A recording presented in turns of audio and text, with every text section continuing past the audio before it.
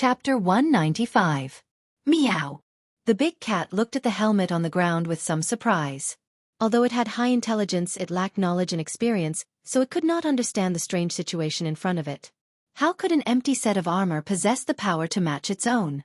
The helmet that fell to the ground rolled a few times, which attracted the big cat's attention. While it was distracted, the headless armor began to move again. The katana was raised high and then slashed down at the big cat. The cold moonlight shone on the katana, making the blade seem even sharper than before. The big cat quickly dodged to the side, but the armored samurai followed closely. After the first slash missed, the armored samurai continued to slash a second time. One slash after another, without the slightest pause, as if he never knew fatigue. This armor was obviously a dead object, similar to a puppet doll. The big cat did not have the habit of fighting with this kind of dead object. Therefore it could only keep dodging. However, the armored samurai followed him like a shadow. He held his katana and kept chasing after him without stopping for a single breath. The big cat retreated more than 10 meters, but the armored samurai was still chasing after it. Meow! The big cat let out a rather angry growl. However, it was not an idiot who only knew how to fight recklessly. Even cheetahs would choose to use sneak attacks when hunting, using the most direct and effective method, let alone it. After discovering that the armored samurai was just a puppet, the big cat naturally did not want to be entangled with it anymore. Therefore, when the big cat retreated more than 10 meters, it suddenly jumped to the side of the roof, then stepped on the roof and rushed directly toward the man in the kimono. Its strong point was not its strength, but its agility. Every slash of the armored samurai was powerful, but if one looked carefully, his movements were extremely slow. So after the big cat took him away from the man in the kimono, it suddenly jumped to the roof, ready to get rid of the armored samurai and directly attack the enemy. However, Big Cat's every action was within the man's expectations. Seeing the black cat pouncing towards him again, the man in the kimono couldn't help but sneer. Wild beasts were still wild beasts after all. Apart from being reckless, there was nothing else they could do. The purpose of the test had been achieved, and the kimono man was no longer interested in playing with the big cat. Thus, he took out a yellow rectangular piece of paper. There were many strange patterns and lines drawn in ink on the paper. They looked very similar to the charms in the temples. The big cat jumped down from the roof and pounced on him. The man in the kimono held the note in his left hand while his right hand quickly made a few gestures. Then, he looked at the big cat in midair and coldly shouted, "Ratty, ratty, ratty! Spirit of speech, bind!" As soon as he finished speaking, the piece of paper that was still intact a moment ago instantly turned into countless fine white ashes and disappeared from his hand as if it had been burned by fire. Meow! Suddenly, the big cat let out a slightly panicked scream, because it found that its body had strangely stopped in mid-air. As if someone had pressed the pause button, the scene instantly froze. The big cat maintained its pouncing posture and stopped in mid-air, unable to move at all. This was the method of a yin-yang master. In addition to summoning spirit-branded retainers, they also knew yin-yang techniques. This was the foundation of yin-yang masters in the world. Spirit of speech, bind, was one of the spells commonly used by yin-yang masters. This spell was somewhat similar to the one Chen Shi used to play with his sister-in-law. However, the man in the kimono used a proper yin-yang technique, while Chen Shi used force to break through the technique, directly using his true essence as a tentacle. Spirit of speech, bind had a long and short duration, and it would constantly change according to the cultivation of the caster and the target. After all, the big cat was an intelligent monster, so it was bound for less than 3 seconds. 3 seconds seemed very short, but in fact, it was enough for a lot of things to happen. For example, the armored samurai was already rushing over with his katana. Just as the big cat broke free from its bindings and continued to pounce on the man in the kimono, the katana glinted coldly and directly cut the big cat in the middle. Cut in half. If it was a normal wild beast, it would naturally be cut in half by this attack. However, the big cat was a monster. When it was in battle mode, its fur would stiffen and harden, turning into something comparable to armor to protect itself. Thus, when the katana cut the big cat, it immediately created a series of sparks on its fur. The katana's blade was extremely sharp, and this cut was a solid one, so the big cat immediately cried out in pain. Meow! It was injured. After being hit by this attack, the big cat's body suddenly felt as if it had been hit by a heavy hammer, and it fell heavily to the ground with a dull thud. The big cat fell to the ground, But it didn't hesitate at all.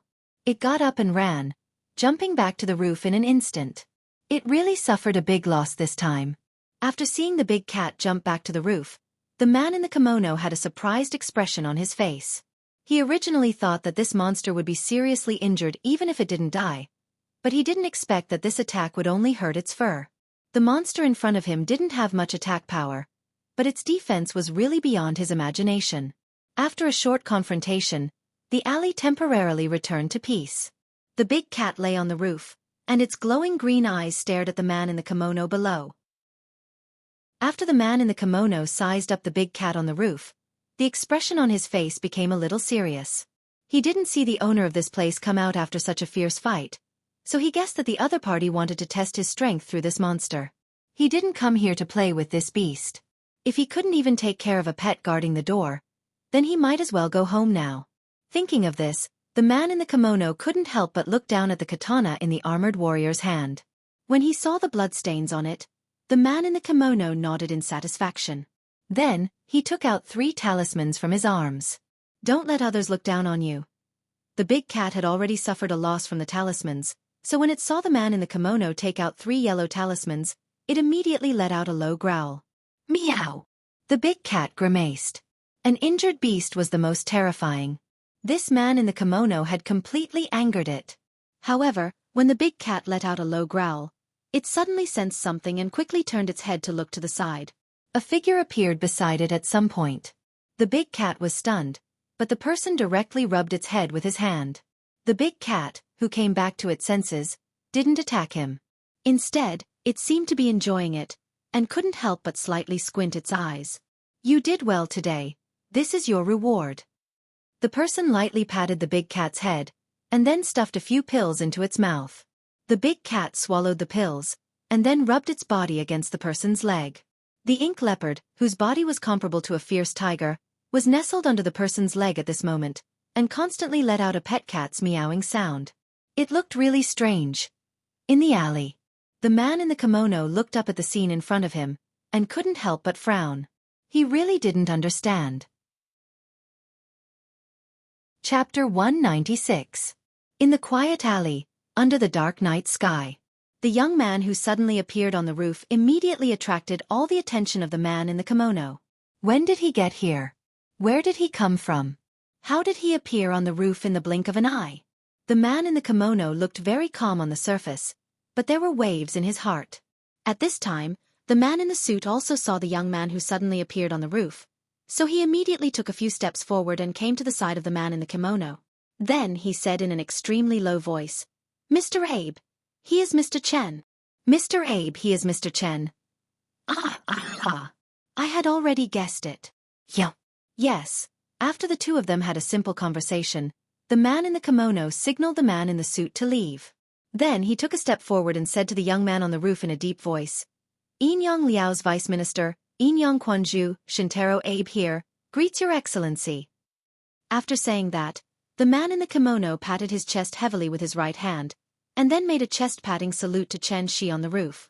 The man in the kimono's Mandarin was not standard, and it was somewhat like the Japanese accent that was commonly seen in TV dramas.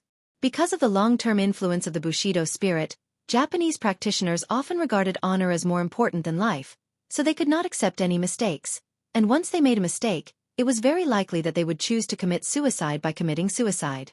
This kind of slightly morbid national culture also made them particularly worship the strong. As long as the other party was stronger than them, they would be able to obtain supreme respect. But if the other party was weaker than them, then sorry. Enyang Liao was an official organization, mainly composed of 4 officers, technical officers, and instructors, and had various diplomatic departments and direct subordinates under them. If Enyang Liao was compared to a county, then Vice Minister Enyang Quanzhu could be considered as the vice mayor of this county. A county usually has 1 mayor, 5 to 10 vice mayors, or more. Enyang Quanzhu was considered one of the top figures in Enyang Liao. Since such a figure appeared in Wuxia's capital, he would naturally be monitored by the Wu Lian. This was a matter of great importance, so Shintaro Abe decided to pay them a personal visit. However, because the Wu Lian inspection office was following him closely, Shintaro Abe could only choose such a bad time to visit. Xianxia stood on the roof and gently stroked Big Cat's head. At the same time, he used his true essence to stop the wound on Big Cat's back. After hearing Shintaro Abe's words, Xianxia did not immediately reply. Instead, he silently looked at the two Japanese below. The man in the suit had given him a business card before, but this was the first time the man in the kimono had seen it. The deputy minister of the Yinyang Liao was the deputy minister of the Yinyang Liao. It sounded like a very awkward position. In addition, Xianxia did not understand the Japanese culture, so he could not understand the other party's meaning for a while. However, this did not hinder Xianxia from deducing. Onmyoji were similar to necromancers. The man in the kimono named Shintaro Abe was probably at the level of foundation building, which meant that he was at the level of Onmyoji. He was at the level of Onmyoji, which was the same level as Onmyoji. When a necromancer reached the awakening level, he could be called a heavenly master. Therefore, Shintaro Abe's position in Yinyang Liao was obviously much higher than his sister-in-law's position in Wu Lian.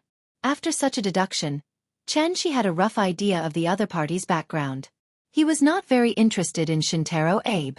What Xianxia was really interested in was the headless armor that was emitting yin qi. That was probably a shikigami. The so-called shikigami was called summoning demon in the West. In Southeast Asia, it was called subduing the head and enslaving the ghost.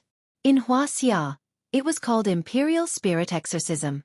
In fact, they were all spells of the same type.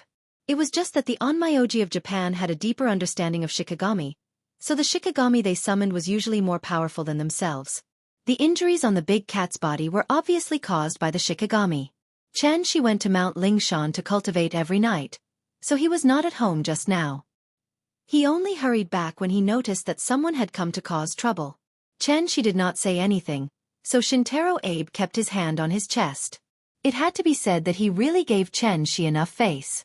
However, the first thing Xianxia said made Shintaro Abe's expression change. There is an old saying in Wuxia, you have to look at the owner before you hit the dog. You came to my house in the middle of the night and hurt my pet. How are you going to pay for this? After hearing Xianxia's accusation, Shintaro Abe suddenly realized that he had misunderstood. That monster was not used to test his strength at all. Therefore, he could only hurriedly bow and apologize. Your pet suddenly attacked me, causing me to mistakenly think that you wanted to test my strength, so I retaliated. Swords have no eyes, I accidentally hurt your pet. I hope that you will forgive me, sir. Hearing this, Xianxia could not help but look down at the big cat. The big cat was not as cunning as humans. Therefore, after thinking for a while, it rubbed against Xianxia and admitted that it was the one who launched the attack first. Although it just wanted to scare the other party away, it was indeed because it pounced that it caused the other party to counterattack. Therefore, when Shintaro Abe found such a reason, the big cat could only nod and admit it. Seeing this, Xianxia was unmoved. He did not immediately reply, but silently looked at Shintaro Abe, as if thinking about something. After a long while, Xianxia suddenly raised his right hand, formed a sword with his fingers, and pointed directly at the armored warrior beside him. A ray of golden inner yuan suddenly exploded from his fingertips. Like a laser beam, it instantly hit the armored warrior's chest. The unforeseen event happened so suddenly that Shintaro Abe could not react at all. When he turned to look at the armored warrior, his chest suddenly heated up, and a bloody taste surged up his throat. Then, he spat out a large mouthful of blood. Everlasting evil. Vanquish evil. One of the 49 styles of heaven's divination, specialized in destroying all filth and evil in the world, souls and spirits. Wherever the inner yuan touched, evil spirits would be destroyed. Therefore, when the armored warrior was hit by Vanquish Evil, he instantly turned into white smoke and disappeared from the alley. The so-called spirit-branded retainer was actually refined with Yin spirits, and it required the caster's own blood essence to cultivate the spirit-branded retainer, and had absolute control over the spirit-branded retainer. The existence of the spirit-branded retainer was closely related to the Yin-Yang master, and if the spirit-branded retainer was severely injured, the Yin-Yang master would also be injured. Xianxia's current cultivation was not the same as when he was in Zhonghai, and a casual finger was enough to defeat the spirit-branded retainer that Shintaro Abe had painstakingly cultivated for many years. I will spare your life today, but don't let me see you again, and anything related to Yinyang Liao. Do you understand? Although Xianxia was no longer the 8th grader who would only hate Japan for no reason, he still did not have a good impression of Japan. He was too lazy to feign civility with Shintaro Abe in front of him, and directly expressed his attitude. Although Shintaro Abe was severely injured, his expression did not change much. After hearing Chen Shi's words, Shintaro Abe acted as if nothing had happened, and hurriedly bowed and said, "Oh, I will remember. Those who belong to Yinyang Liao will never disturb you again. Please accept our friendship." "All right, cut the crap, you guys can leave." "Oh." After saying that, Chen Shi was too lazy to bother with them, and turned around to return to the courtyard with the big cat. After Chen Shi left, Shintaro Abe could not stand still. His legs went soft, and he almost fell to the ground. Fortunately, the man in the suit next to him caught him in time. Chen Shi suddenly turned hostile and injured Shintaro Abe, which made the man in the suit very angry. As he helped Shintaro Abe out of the alley, he whispered a few words into Shintaro Abe's ear. But what the man in the suit didn't expect was that after Shintaro Abe heard this, he slapped him in the face and scolded him. "Ah, baka! Idiot! I'm sorry I'm wrong."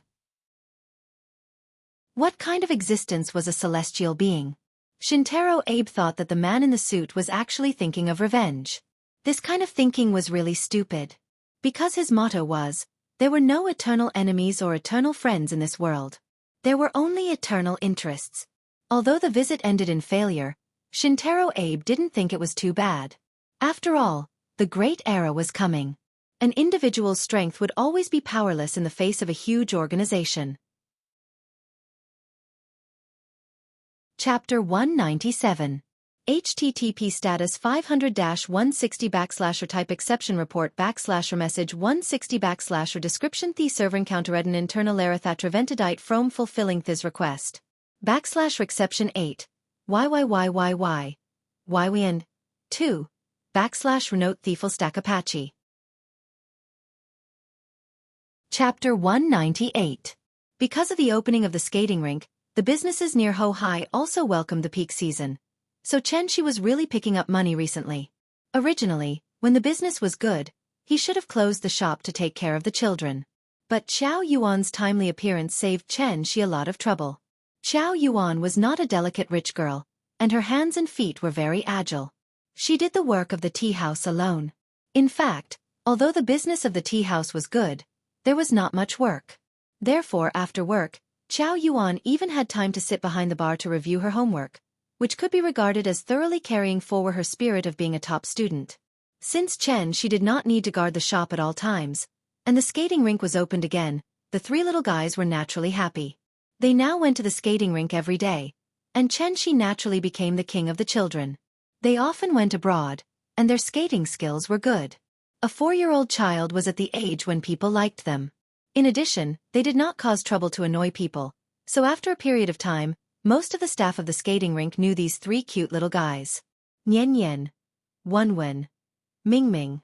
Once Chen Shi took them to the skating rink, there would immediately be people greeting them warmly.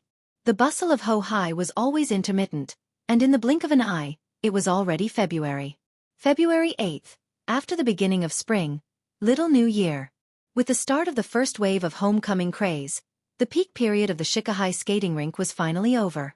The resident population of Shangjing was as many as 20 million, but the foreign population accounted for 8 million. In addition, the household registration in Shangjing did not mean that the hometown was in Shangjing. Therefore, once the homecoming craze started, when people left Shangjing with a year's harvest, the bustle of Shangjing became desolate at a speed visible to the naked eye. Gu Lao's hometown was in Jizhou, so he also took the two brothers away. This time, they would have to come back after the Lantern Festival. When the little guy heard the news, she was stunned.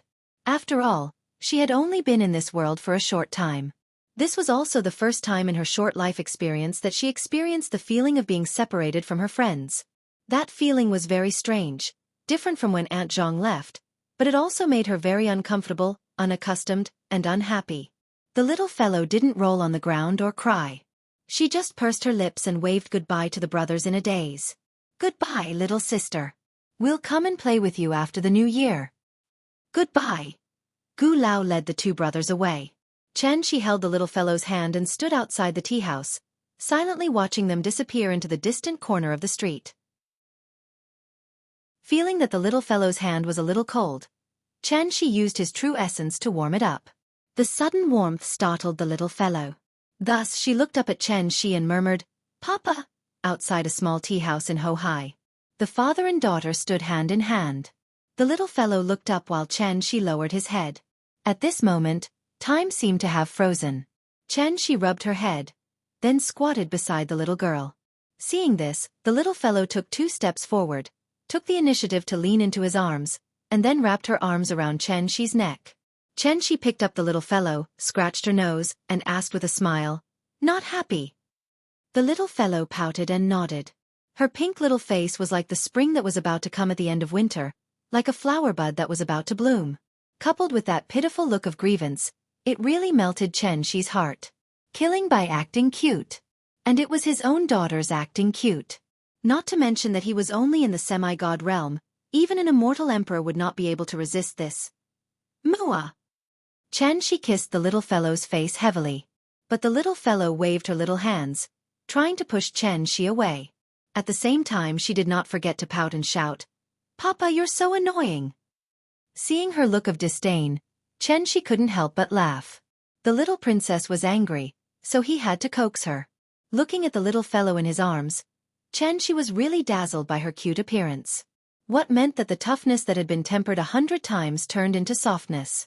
After pinching her little face again, Xianxia smiled slightly, then looked at the little fellow and asked seriously, "Nian Nian, don't be angry. Daddy will show you a magic trick, okay?" Hearing what he said, the little fellow's big eyes rolled for a moment, and she pouted as if she was thinking. After a long time she said very proudly, "Okay. Okay, nay nay." Xianxia made the sound of a horse galloping, and the little fellow immediately giggled. Seeing that the little fellow finally smiled, Xianxia held her tightly in his arms, then shouted, "Let's go, the princess is going." As soon as his voice fell, he held the little fellow and soared into the sky, straight into the clouds. In ancient times, King Yu of Zhou played with the warlords with the beacon fire, Wu Sangue was angry for a beauty, Emperor Xuanzong of Tang rode in the red dust, and the concubines laughed. Today, there was Xianxia, blue sky moon to the clouds. This was not the first time that Xianxia had shown inhuman means in front of the little fellow. But if the previous ones were acceptable, then this time, it was really a bit exaggerated. He held the little fellow and soared into the sky, and in an instant, he had flown into the clouds. The little fellow's eyes were dazzled, and before she came back to her senses, she found that she was already in a thick fog. Because there was no sound and no sense of weightlessness, she did not know what was going on at all. What was the white cloud like? In fact, it was just a cloud of mist. When people were in the clouds, it was actually like being in the thick fog in the winter morning. The little fellow lay on Xianxia's shoulder, looking around. But the thick fog covered her eyes, so she could not see anything at all. Xianxia deliberately paused in the clouds, gently pinched the little fellow's little face, and then said with a smile, "Baby, watch carefully. Daddy is going to show you a magic trick." The little fellow did not care about being angry at this time, because the sudden change in the surrounding environment had completely attracted her attention. Human beings always had a natural fear of the unknown. But if this was Daddy's magic trick, then the little fellow would not be afraid, but would only feel curious. Seeing the little fellow nodding, Xianxia smiled, and then rushed out of the clouds with her. In an instant, the bright sun shone on the little fellow, and she closed her eyes tightly. It was still a dark winter in Shangjing, but in the blink of an eye, it was like coming to a tropical beach that was like spring all year round. The sun was blooming with thousands of golden clusters, like a kind grandfather, smiling at the little fellow. Huff! The little fellow squinted her eyes for a long time to adapt. When she opened her eyes, what came into her eyes was a vast sea of clouds. The blue sky, the dazzling sun, as well as the boundless white clouds beneath Xianxia's feet. The little fellow was stunned. After coming back to her senses, she quickly poked her head out to look at Xianxia's feet. Just like when she visited Kunming Lake at night, the little fellow only saw that Xianxia was like an immortal walking in the clouds, stepping on the white clouds and leisurely walking toward the distance with her. The clouds paved the road, and people walked in the sky. Chapter 199. In Xianxia's Lolita training plan, he did not want the little fellow to come into contact with the inhuman power too early. Therefore, when he took the little fellow to the clouds to take a look at the scenery, Xianxia quickly took the little fellow back to the ground. The little fellow had not started to read Journey to the West, so she had no concept of riding the clouds.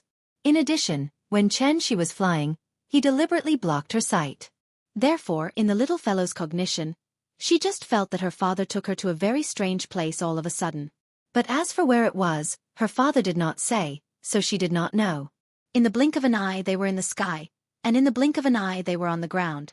For a 4-year-old little fellow, this was really an interesting trick. When the father and daughter returned to the tea house, the little fellow was still sitting in Xianxia's arms excitedly. She kept twisting her small body and shouted excitedly, "Papa! Do it again! Do it again!" Hearing this, Xianxia smiled and pinched her little face. Then he said mysteriously, "There is not enough time today. We have to go home for dinner. Daddy will show you more interesting magic tricks in the future, okay?" The little fellow tilted her head and thought for a while. Perhaps she was interested in the more novel tricks he said, so after thinking for a while, she grinned and said, "Okay. Good girl." The father and daughter talked as they returned to the bar.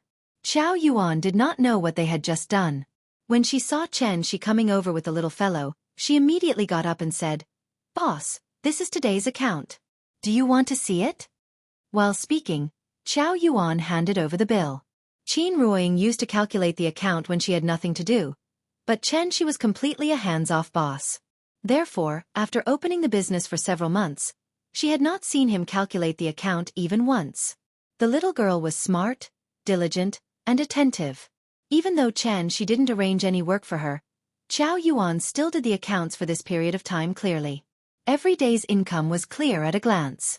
She took the account book from Xiao Yuan's hand. After glancing at it casually, he put the account book back on the bar. Xiao Yuan got up and gave him the position of the shopkeeper. She did not refuse. He sat on the chair with the little fellow in his arms. He opened the drawer under the bar and saw the profit of the tea house this month. The red 100 yuan bills were placed in a pile, and the 50s and 20s were placed in order. After a rough count, there were tens of thousands of them. She casually fiddled with the money in the drawer. Then he took out a stack from the inside and put it directly into Xiao Yuan's hand. "You've been working here for more than a month. It's been hard on you. This is your bonus and salary. Take it." Looking at the stack of $100 bills that she handed over, Xiao Yuan froze on the spot. Even if there were not 10,000 in this stack, there were at least 8,000. When she came, she did not think about asking for a penny. Now that she gave her so much money, Xiao Yuan naturally could not accept it. "No, I can't take this money. Working in the tea house is so boring. I didn't do much, and I owe you a big favor. I can't take a penny from you." As she spoke, Xiao Yuan ran out of the bar counter like a wisp of smoke. Looking at her, she was probably afraid that she would insist on giving her the money. Seeing this, she could only purposely keep a straight face and said to Xiao Yuan with a serious face, "That's another matter. It's already the spring festival. If you don't accept this money, then I'll be angry." "No, I can't take your money. Dad is well. Our family is not short of money, and I don't want money." Xiao Yuan said very hesitantly. She did not want to take a penny, but Xi's attitude was so firm that it put her in a difficult position. She wanted to give it, but Xiao Yuan did not accept it. At this time, it was natural for the little fellow to come forward. So, she put the money in the little fellow's hand and put her on the ground. Without waiting for Shi to say anything, the little girl held the money and ran to Xiao Yuan's side, then raised her hand high and smiled sweetly. "Sister, your money." This move was fatal to both men and women. As soon as Xiao Yuan saw the little fellow's sweet smile, she subconsciously took the stack of money from her hand. Seeing that she had accepted it, the little girl ran back to Shi's side with her short legs and laughed. "Papa, sister will accept it. You are still the best."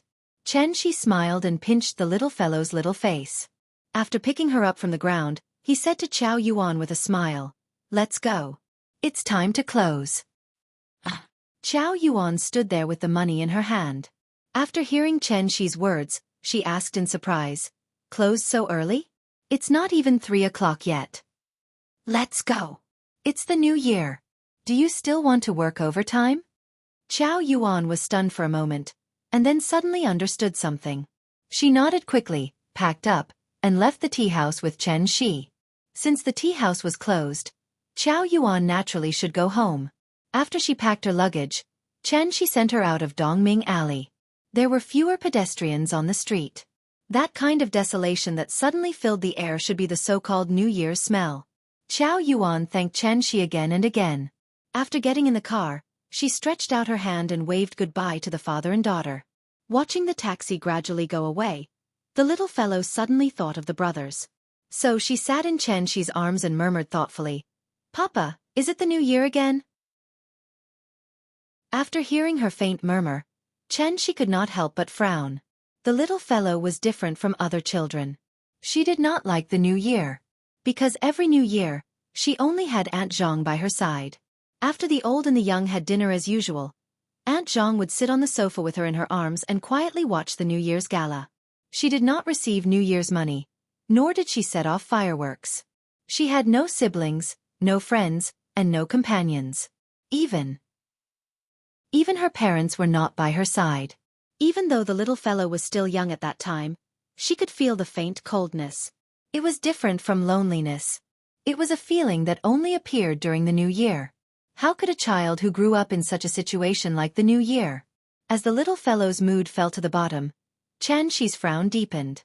He thought for a moment, hugged the little fellow a little tighter, kissed her little face, and asked with a smile, "Nian Nian, this year, Mom and Dad are all here. Grandpa is also here, and Auntie is also here. The new year is in a few days. Dad will cook you a lively reunion dinner and take you to set off firecrackers, okay?" Hearing this, the little fellow suddenly thought of something. Yes.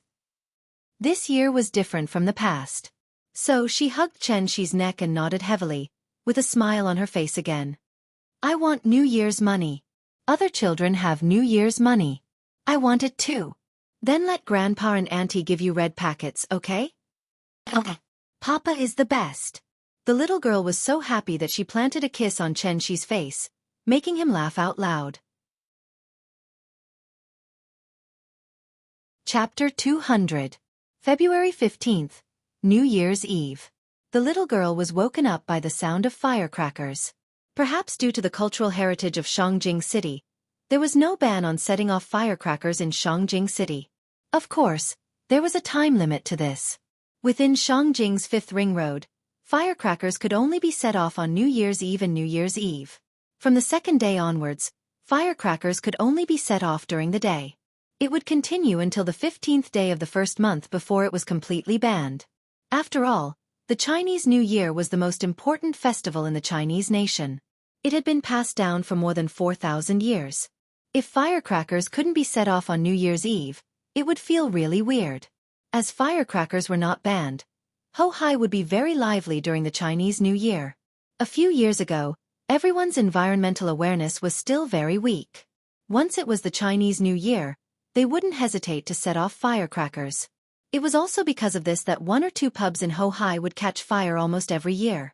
Over the years, as the smog problem in Shangjing became more and more serious, the citizens slowly learned to restrain themselves without the need for the government's orders.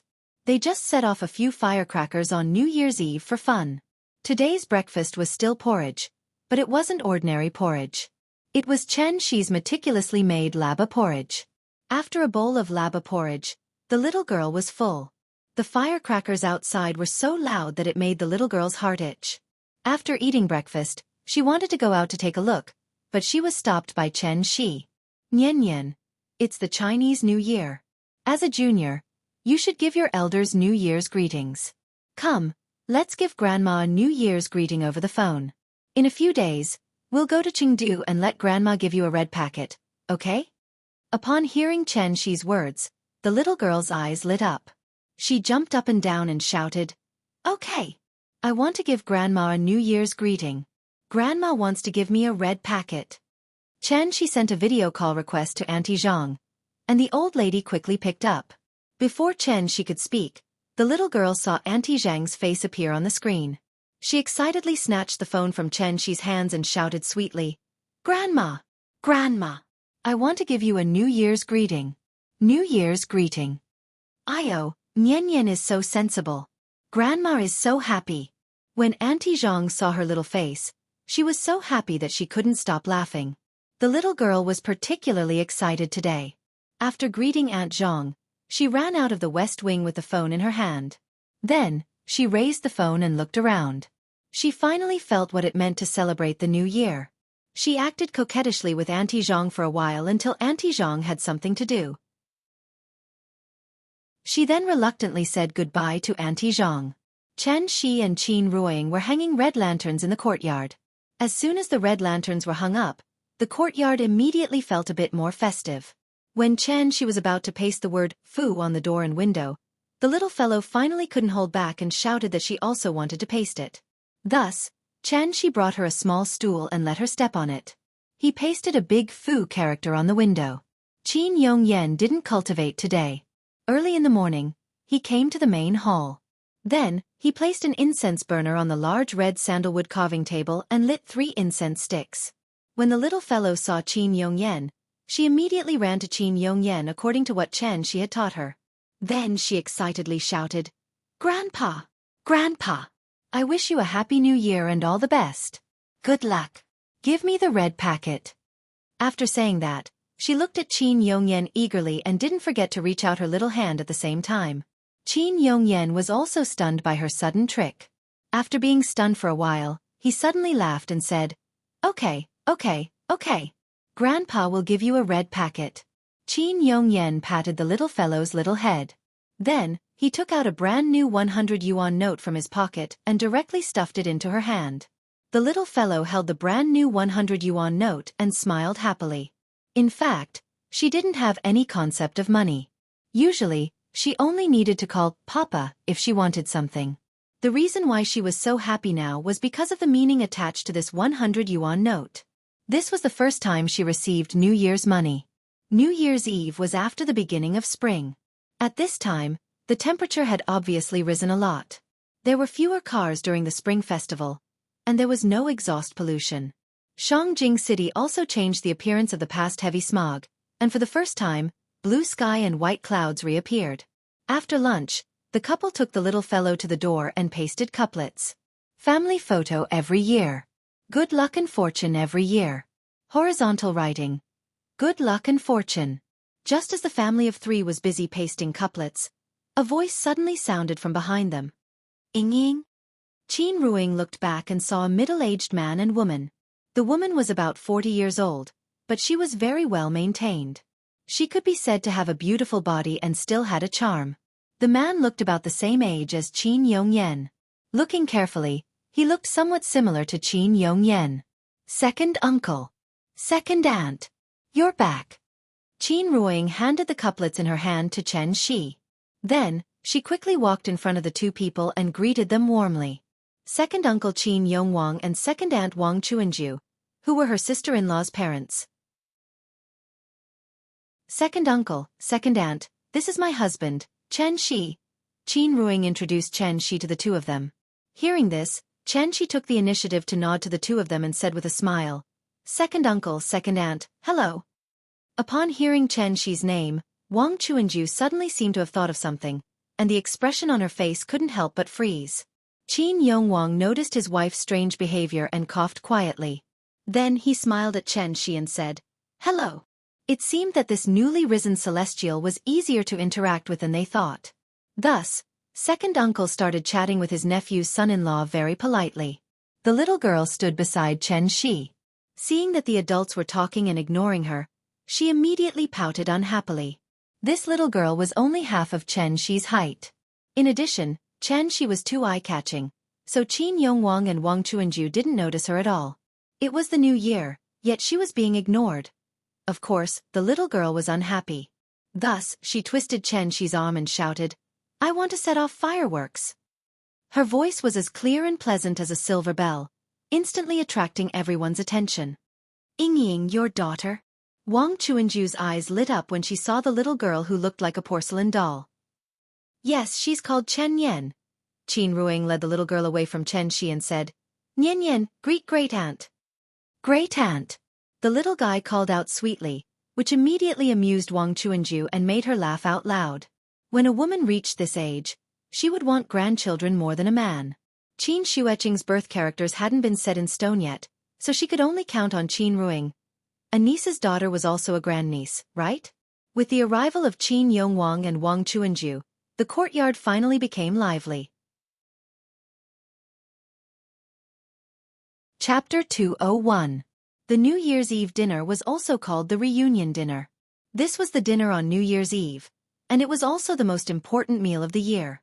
What the little fellow had eaten before could only be considered a family dinner, and this was also her first time eating the reunion dinner. The reunion dinner couldn't be just a few simple home-cooked dishes. Because they had to prepare the main dishes, they usually had to start preparing after noon. For such an important meal, naturally, Xianxia was in charge of cooking. In fact, Xianxia didn't have any special hobby when it came to cooking. The reason why he cooked every meal was because the little girl liked to eat the dishes he cooked. Today, the Sai courtyard finally became lively. Xianxia's family of 3, Qin Shueqing's family of 3, and Qin Yongyan, who was the most senior. The TV in the main hall finally came into play. Qin Yongyan and Qin Yongwang sat in the main hall, chatting while watching TV. Wang Chuanju wanted to go to the kitchen to help Xianxia, but Xianxia smiled and refused. Xianxia was busy cooking a feast for the family, and Qin Ruing accompanied the little fellow in the courtyard to set off fireworks. Qin Ruing naturally couldn't buy any firecrackers for the little child. A simple string of incense was enough to make her overjoyed. The string of incense was also known as the electric flower, also known as the fairy stick. It was mainly made of aluminum powder and potassium perchlorate, which had a low ignition point. Once it was ignited, it would emit thick smoke and sparks in all directions. This thing was of good quality and cheap, and it was very safe. Unless it was burned on the face, it basically wouldn't burn clothes or hair. It was also the most popular fireworks for children during the New Year. Last year during the New Year, the little fellow was only 3 years old. Naturally, Aunt Zhang wouldn't let her touch fireworks. As for setting off firecrackers, that was even more impossible. Therefore, when Qin Ruing lit the first firework for the little fellow immediately jumped up and down excitedly. Wasn't the firecracker that was emitting thick smoke and sparks the magic wand in little fairy's hand? The little fellow carefully took the firecracker from Qin Ruing's hand and simply waved it. After finding that there was no danger, she ran wildly in the yard. It was not dark yet, so the effect of the fireworks was not very good. However, the little guy was having a lot of fun. He waved the fireworks and circled around the yard. Perhaps it was infected by her laughter, but today, the big cat was no longer as lazy as it usually was. The little girl ran in front with the fireworks in her hand, and it meowed behind her. Who knew what they were laughing about? The first stick of fireworks burned out very quickly. Thus, the little girl ran back to Qin Ruing's side and eagerly waited for her mother to light a second one for her. Qin Shueqing and Wang Chuanju stood on the steps outside the east wing. When they saw the little fellow's adorable appearance, Wang Chuanju sighed with emotion. Yuqing, you were just as adorable when you were Nianyan's age. Hearing that, Qin Shueqing smiled and said, people grow up eventually. Yes, people grow up eventually. When they grow up, they have to start a family and have children.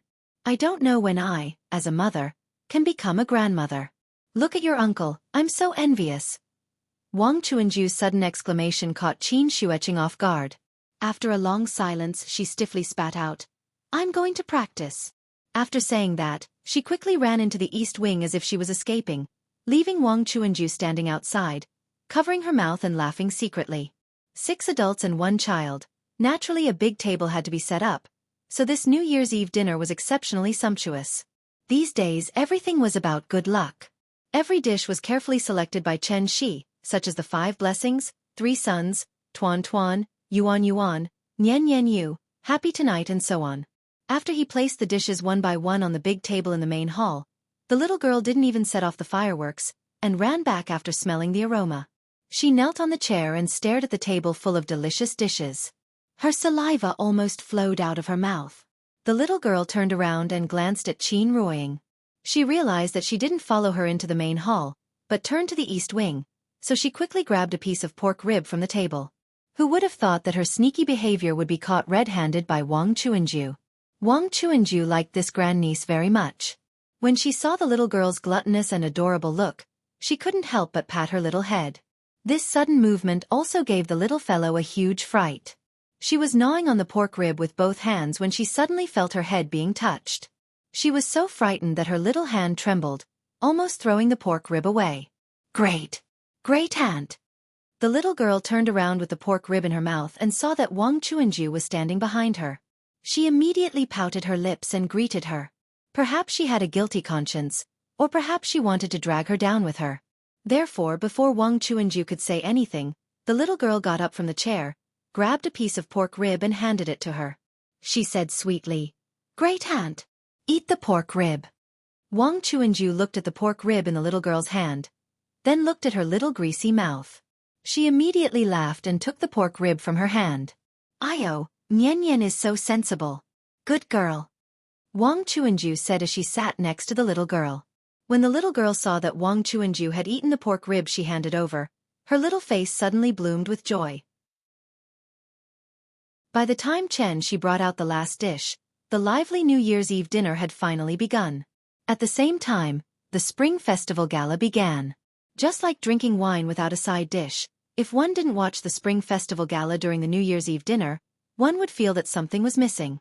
Although the Spring Festival Gala in recent years had fallen into a vicious cycle of being held every year and scolded every year, if there was really a year when the Spring Festival Gala was suddenly not held, the people of the country would probably riot. Perhaps the Spring Festival Gala wasn't as bad as imagined. The reason why it was scolded every year was because everyone had high expectations for it. As the saying goes, love is hate. The more they scolded, the more it meant that they cared about it. It was lively on the TV, and so was the Sihiyuan.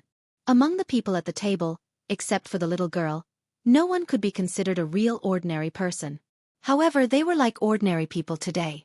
The family sat together happily, simply eating and chatting while watching the Spring Festival Gala. The little girl was soon full, but she didn't run around. Instead, she sat obediently in Wang Chuanju's arms and watched TV. She couldn't understand skits, nor could she hear the actors' lines clearly. She didn't even know the subtitles above, but whenever she heard the audience applauding on the television, the little girl would clap her little hands happily. The programs came one after another, and in a flash, it was 12 o'clock. Before the host counted down, some impatient people had already gone to the streets and set off fireworks and firecrackers one after another. 10, 9, 8, 7, 3, 2, 1. Happy New Year! As soon as the voice fell, the bell rang, and then the people of the country boiled over. The crackling of firecrackers suddenly exploded, and countless fireworks bloomed in the night sky, instantly illuminating half of the night sky.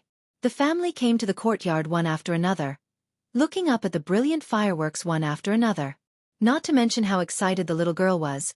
Even Qin Shueching, who had always been cold, couldn't help but smile at this moment. Chapter 202. Flowing lights and colorful lights illuminated the city, and fireworks lit up the night sky. The rumbling sound of firecrackers was like thunder in summer, carrying the people's desire for the new year, and instantly turned the dark night sky into a sea of fireworks. Zhonghai was different from Shangjing. Fireworks and firecrackers were prohibited in the outer ring of Zhonghai, so this scene could not be seen during the new year. Although the fireworks show broadcast by CCTV was gorgeous and lively, it was not as vivid as standing under the night sky. The overwhelming firework rain continued to bloom in the night sky. The little fellow stared at her big eyes, opened her small mouth, and was so excited that she could not even say a word. It was really beautiful. Fireworks were easy to cool down, but the fleeting brilliance was enough to be remembered for a lifetime. Later, with the help of Chen Shi, the little fellow successfully ignited a sky rocket cannon. Her sky rocket cannon was particularly small compared to the large fireworks outside, but the little fellow was still very happy. The firework rain lasted for about 20 minutes before gradually subsiding. The reunion dinner was finished, and the fireworks were also released. This new year, she finally had a real one. The next day, when the little fellow slowly woke up, the air seemed to be filled with a faint smell of gunpowder. She sniffed her nose and suddenly smelled a strong fragrance. The little fellow opened her eyes and saw that Chen Shi was sitting on the bed with a bowl of longevity noodles in his hand, slurping and slurping. So this unwashed and unkempt little sloppy directly threw herself into Chen Shi's arms, opened her small mouth, and wanted Xianxia to feed her. Papa, I want to eat too. You get up and wash up first, then you can eat. After that, Xianxia got up and left with the noodles in his hand, not giving in to her at all. The little fellow's small mouth twitched, and seemed to be a little unhappy. However, the temptation of delicious food was in front of her, so after hesitating for a moment, she obediently got out of the bed, and then followed Xianxia into the bathroom. These were longevity noodles that Xianxia had specially made using high-gluten flour. One strand was enough to fill a large bowl. Coupled with the bone broth and meat shavings that he had meticulously cooked, along with fried eggs, shiitake mushrooms, and cabbage, just looking at it was enough to make people drool. In order to make it convenient for the little fellow to eat, Xianxia also put the noodles in the most conspicuous position. This broth was not the soup dumplings of Wei Qian, so not only did it smell good, but it also smelled delicious when it was eaten. The longevity noodles were too delicious, so the little guy followed Xianxia's example, making slurping sounds as he ate the noodles. In just a short while, the bowl of noodles had been eaten clean. After she finished her breakfast, Xianxia brought the little fellow to the main hall. The first day of the new year was the day to pay New Year's greetings to the elders, so Qin Yongyan and Qin Yongwang were already sitting in the main hall, waiting for the little fellow's arrival. Xianxia led the little fellow to Qin Yongyan, and then the little fellow bowed to him and said, "Grandpa, Happy New Year! I'm here to pay you New Year's greetings." "Ayo, good child. Come, come, yesterday's doesn't count. Today's is the New Year's money from Grandpa." As he spoke, Qin Yongyan smiled and handed a big red packet to the little fellow. The little fellow touched the thick red packet, and suddenly grinned foolishly. Seeing this, Xianxia patted her head gently. Then the little fellow seemed to come back to her senses, and hurriedly said to Qin Yongyan with a big smile, "Thank you, Grandpa. Happy New Year, Grandpa." The child was still young, so she didn't understand these traditional customs and ceremonies. Naturally, it was up to her parents to guide her. After she paid her New Year greetings to Qin Yongyan, Xianxia led her to Qin Yongwang again. Wuxia was particular about seniority. Qin Ruoying was the female, and Qin Yongyan was the maternal grandfather. Qin Yongwang was Qin Ruoying's second uncle, so the little fellow should call him granduncle. Wang Chuanju was granduncle's wife, so she should call him grandaunt or great-aunt.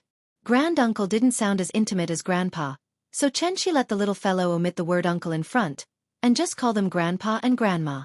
"Grandpa, Grandma, Happy New Year!" Wang Chuanju liked the little fellow very much. When she saw the little fellow bow to her, she immediately pulled the little fellow into her arms. "Nian Nian is so good. Come, Grandma will give you a big red packet." "Thank you, Grandma." The little fellow held a big red packet in one hand, and her little face was so happy that flowers bloomed. Legend had it that in ancient times, there was a kind of little demon called a ghost. It had a black body and white hands, and every year on New Year's Eve, it would come out to harm people. People were afraid that ghosts would come to harm their children, so that night, they would light up the lanterns and sit without sleep. It was called guarding ghosts. Because of the homonym of sway and ghost, everyone thought that after the child received the New Year's money, they could ward off evil spirits and exorcise them, and spend the year peacefully. What the elders gave to the juniors was called ghost money. What the juniors gave to the elders was called lucky money. Generally, after paying their New Year greetings to the elders, they could go out and visit relatives. There were only so many people in the family, and they didn't have any relatives. So Wang Chuanju suggested that they take the little fellow to the temple fair to have fun together. Qin Shueqing didn't want to go, but before she could say a reason, Wang Chuanju glared at her fiercely. Looking at that attitude, it was impossible for her not to go today. Thus, the big family simply packed up and walked out of the courtyard together.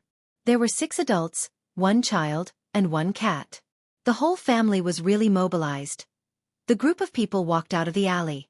Xianxia went to the roadside and was about to call a taxi, but Wang Chuanju stopped him and called someone to send a car over. Then, 2 red flag H7s with white and black lettering drove over from not far away. The license plate of the armed police should have the word WJ on it, but the license plate of the 2 cars was WL.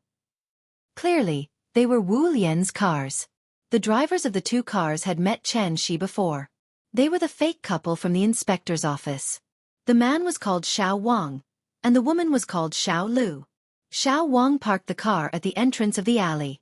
After he got out of the car, he appeared very reserved and greeted them. Mr. Chen, Deputy Director Qin, Director Wang, Director Qin, Happy New Year. Just saying these titles made Xiao Wang feel a lot of pressure. When Qin Yongwang saw this, he smiled and patted Xiao Wang's shoulder. He said very kindly, "Xiao Wang, you've worked hard. Happy New Year." "Not at all, not at all." When Xiao Wang heard his leader's concern, he laughed foolishly. The inspector's office also had a rotation system. Because the new year was very special. One day could be 3 days. On the third day of the new year, Xiao Wang could rest for more than 10 days. Moreover, the New Year's subsidies were very high. When he thought about it, he was naturally very happy. Xiao Wang and Xiao Lu left after sending the car over. Then, Chen Xi's family of 3 and his sister-in-law sat in one car, and the elders sat in another. The whole family went straight to Earth Temple in a grandiose manner. Temple fairs were considered a traditional folk activity in Wuxia. Every New Year, many places in Shangjing would hold temple fairs. In fact, temple fairs were quite similar to market fairs. However, temple fairs would be interspersed with various performances, mainly to worship customs and celebrate festivals. Markets, on the other hand, were purely commercial activities. Hohai was less than 5 kilometers away from Earth Temple. Normally, it would take half an hour to drive to Earth Temple. But today, it only took a few minutes. After parking the car, the whole family walked into Earth Temple in a grandiose manner. Today, Earth Temple was very lively. There were rows of red lanterns hanging outside, and there was a lion dance performance at the entrance. The people on both sides of the street gathered in circles. It was really a noisy scene. There was a sea of people, and it was a lively scene. Chapter 203. Going to the temple fair during the Spring Festival was an old custom that the people of Shangjing had followed for many years. The Earth Temple Fair was only held for 8 days, but in these short 8 days, it received more than 1 million visitors, which was really lively. Each temple fair had its own special performances, and the Earth Temple Fair performed the Qing Dynasty Palace Ritual. This ritual would strictly follow the worship process of the Qianlong Emperor, and the costumes and props were also made according to the historical records, so that the people could see how the emperor worshipped the earth. The ticket for the temple fair was only 10 yuan, so compared to going to the mall and watching a movie, it was actually a very down-to-earth entertainment. Usually, a large family of men and women of all ages came together, not to buy anything, but simply to stroll around. It was very happy to squeeze together and watch the fun. 6 adults and 1 child walked with a cat. Qin Yongyan and Qin Yongwang walked in the front, while Qin Ruoying and Qin Xueching walked side by side. The 2 sisters hadn't talked for a long time, and now they were together whispering something. Chen Shi and Wang Chuanju were walking together, while the little fellow was lying on Wang Chuanju's shoulder, holding a windmill in her hand. Looking at the bustling scene of people jostling shoulder to shoulder, she was very happy. The family came out to stroll, so naturally, they had to chat on the road. Sure enough, after walking for a while, Wang Chuanju turned her head and looked at Chen Shi with a smile. She casually said, "You are Yingying's husband. If I call you my nephew's husband, it always feels a bit awkward. How about I call you Little Chen? What do you think?" Hearing this, Chen Shi smiled and replied, "Second aunt, you are too polite. You are an elder, so you can call me whatever you want." "Well, then don't blame me for taking advantage of my seniority and putting on the airs of an elder in front of you." "Why would I?" "Second aunt, you are joking." Haha. The 2 of them chatted awkwardly for a while. At this time, the little fellow saw a barbecue skewer stall nearby, so she shouted to eat barbecue skewers. "Papa, I want to eat that. Meat, meat." Gluttonous baby smelled the aroma of the barbecued meat, and his saliva almost flowed out. Thus, Chen Shi went to buy a few mutton skewers for her. When Chen Shi bought the meat skewers for her and the little girl was eating them, Wang Chuanju suddenly asked in a seemingly casual manner, "Little Chen, has Ming Qing ever told you about the Wu Lian?" "Yes, I did." Chen Shi nodded. He already knew what Wang Chuanju wanted to say to him. After all, Chen Shi had heard how Xiao Wang addressed Qin Yongyan and Wang Chuanju when he was delivering the car. Secretary Qin, Director Wang. The administrative levels of Wuxia could be divided into 5 levels: national level, provincial level, departmental level, county level, and township level. The Director General was a department-level official, equivalent to an ordinary mayor of a prefecture-level city, or the head of a provincial public security department or the head of a provincial education department. From this, it could be seen that Qin Yongwang's status in Wulian was really not low. At least, he was at the level of Shintaro Abe. Celestial beings were really too eye-catching. Because of Qin Ruoying, Xianxia was related to his sister-in-law's family, and their family was the backbone of the Wulian. Now, naturally, they wanted to pull Xianxia into the Wulian. The word relationship was a very magical existence in the eyes of Westerners. Because there was no corresponding translation of this word in other languages, they specially invented an English word, guanxi. China. Style relationship. A simple example could be given. Once the people of Wuxia were in trouble, the first thing they would think of was not a lawyer, but an acquaintance. Through their acquaintances and friends, they could get in touch with the government to solve the problem. The word relationship represented many meanings, and there were many usages. The word itself was a neutral word. How to use it, where to use it, and whether it was appropriate to use it. This was why it carried both positive and negative meanings. Not long ago, his sister-in-law asked Xianxia if he was willing to join the Wulian. Today, Wang Chuanju did the same thing again. It was foreseeable that if Xianxia still did not agree today, then Qin Yongwang, or even Qin Yongyan, might come forward to invite him to join the Wulian. If that still did not work, then Qin Ruoying would probably have to come forward and persuade him. This was probably the so-called people in Jianghu have no choice. As long as Xianxia still had concerns in his heart, then he could not ignore some things in this world. Join the Wulian? It was still the same words, not considering.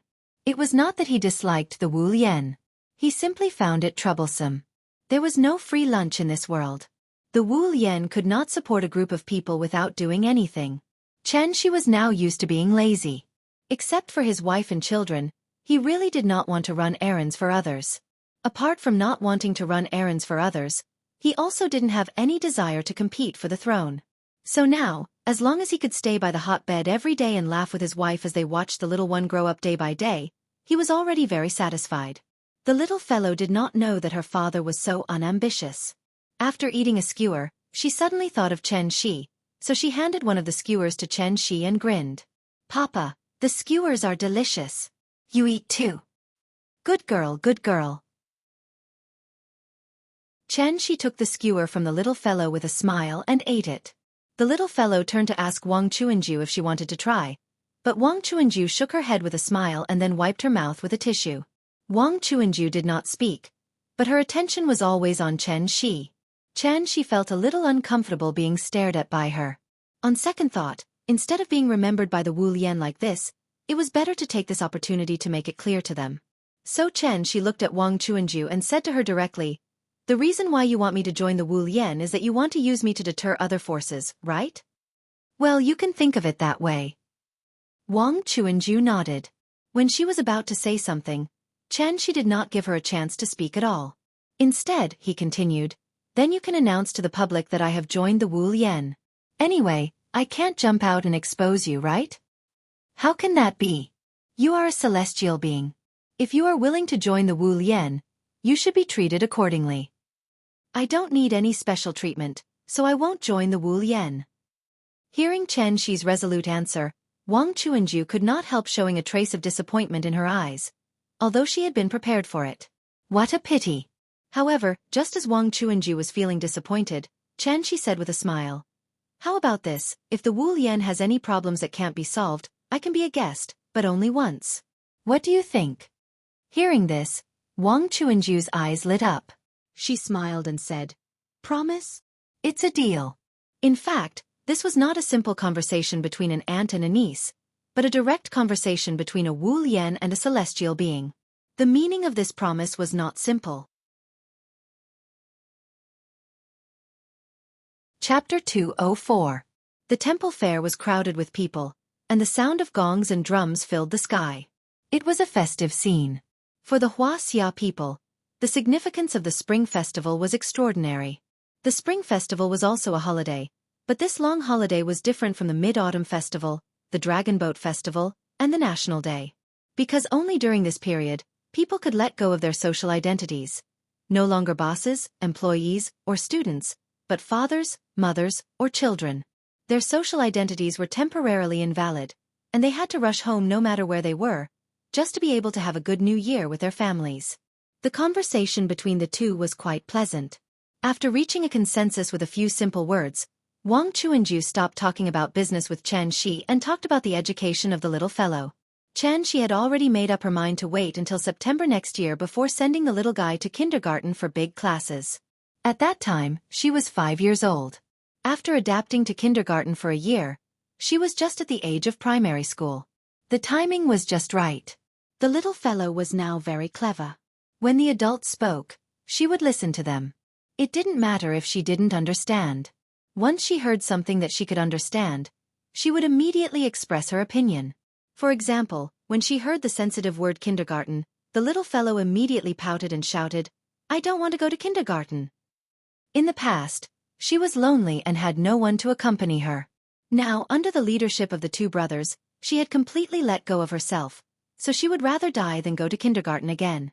The little fellow sat in Wang Chuanju's arms and twisted her buttocks. Seeing this, Wang Chuanju comforted her with a smile. Okay. If you say you don't want to go, then don't go. Grandma is so nice." The family strolled around Daitan Park for the whole morning. When it was time for lunch, Qin Yongwang took everyone to know B16 at the north gate of Daitan Park. No. B16, Hepingli Central Street, was a high-end club, similar to the Binjiang Club, but far better than the Binjiang Club. If the Binjiang Club represented business, then no. B16 represented power. It was originally a royal garden called Jifanjuan, which was under the jurisdiction of Daitan Park and covered an area of nearly 10,000 square meters. At first, the project approval was in the name of building office space in Daitan Park. However, after the construction, it suddenly changed and directly became a gathering place for the rich and powerful. No. B16 Club. This kind of fraudulent operation was simply not something that ordinary people could imagine. Therefore, even though Daitan Park received millions of visitors a year, few people knew that this imperial garden, which was only a wall away from Daitan Park, was actually the most high-end private club in Shangjing. Gate B16 was the highest-grade gate with red paint and gold nails. There was only one staff member in the park's security uniform standing outside the gate. If it were an ordinary tourist, they would probably think that this place was not open to the public and that it was some kind of museum or research institute. Qin Yongwang handed over a card. After the staff took a look at it, they bowed to him respectfully and opened the door. The door was only opened halfway. After Chen Shi and his family walked through the door, the staff quickly closed the door. Where the emperors of the Ming and Qing dynasties once reigned, the merchants of the present day gathered at the altar. Without going out of the city, one can enjoy the beauty of mountains and rivers. While staying in the bustling city, one can enjoy the beauty of the woods and springs. Standing behind the gate and looking around, one could see the palace rooms, corridor pavilions, pond pavilions, climbing corridors, rockery, and so on in the garden. The Qing dynasty relics in the garden, such as Zhongguang Hall and Zhenghe Hall, as well as the Xianxia Hall on the inner wall of the north side of Daitan Park, reflected a strong palace style. Now, these buildings had all become private rooms of the B16 Club. The family had just walked through the gate, and before they had time to look around, two young women in cheongsams came over. They first paid their respects to Qin Yongwang, who was the leader of the group. Then, they led the group of people into the garden. Along the way, the feeling was like being in the palace of the Qing dynasty. The surrounding ancient buildings had been carefully renovated. All of them were gilded and painted with color, with corner tiles and eaves.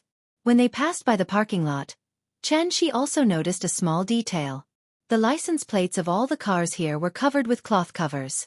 It could be said that this was a meticulous service. The two women in cheongsams led the family around the garden for a while. After passing through the garden and crossing the stone bridge, they walked into a private room. The private room was very large, about 100 square meters. The decoration in the hall was decorated with dragons and phoenixes as the theme. It was decorated with large colored palace lanterns, bright yellow tablecloths, napkins, and chair covers. The tableware was made of porcelain and silver that imitated the Qing dynasty. Looking at this posture, It was estimated that they wanted the guests to experience the feeling of the emperor eating. After the family sat down, Qin Yongyan first looked around, then pointed at Qin Yongwang and said jokingly, "You, a corrupt official, a very corrupt official." Hearing this, Qin Yongwang hurriedly waved his hand and smiled. "Don't accuse me of being a corrupt official. This membership card was given to me by the boss here. It's rare for me to come here. You see, it's New Year. Our family should have a good meal, right? Oh, then it's thanks to you." The two of them joked a few words. In fact, these materialistic things were of no importance to the few people present. The only reason they came here to eat was because of the novelty. In this kind of place, what they ate was not the taste, but the environment and service. Not to mention the environment, this place was definitely the best in the country. As for the service level, it could be seen from the number of people. There was a woman in a cheongsam standing in each of the four corners of the private room, and there were 2 waiters. There were only 7 people in Chen Shi's family, but there were 6 waiters here. Moreover, it was the Spring Festival. The dishes were served very quickly. In less than 20 minutes, the table was full of dishes. Wang Chuanju served the little fellow and tasted a few of them. She pursed her lips and carefully recalled the taste. Then she commented, "It's not as good as what Papa cooked." Nonsense. Her father was in the semi-god realm. Cooking was like shooting a rocket.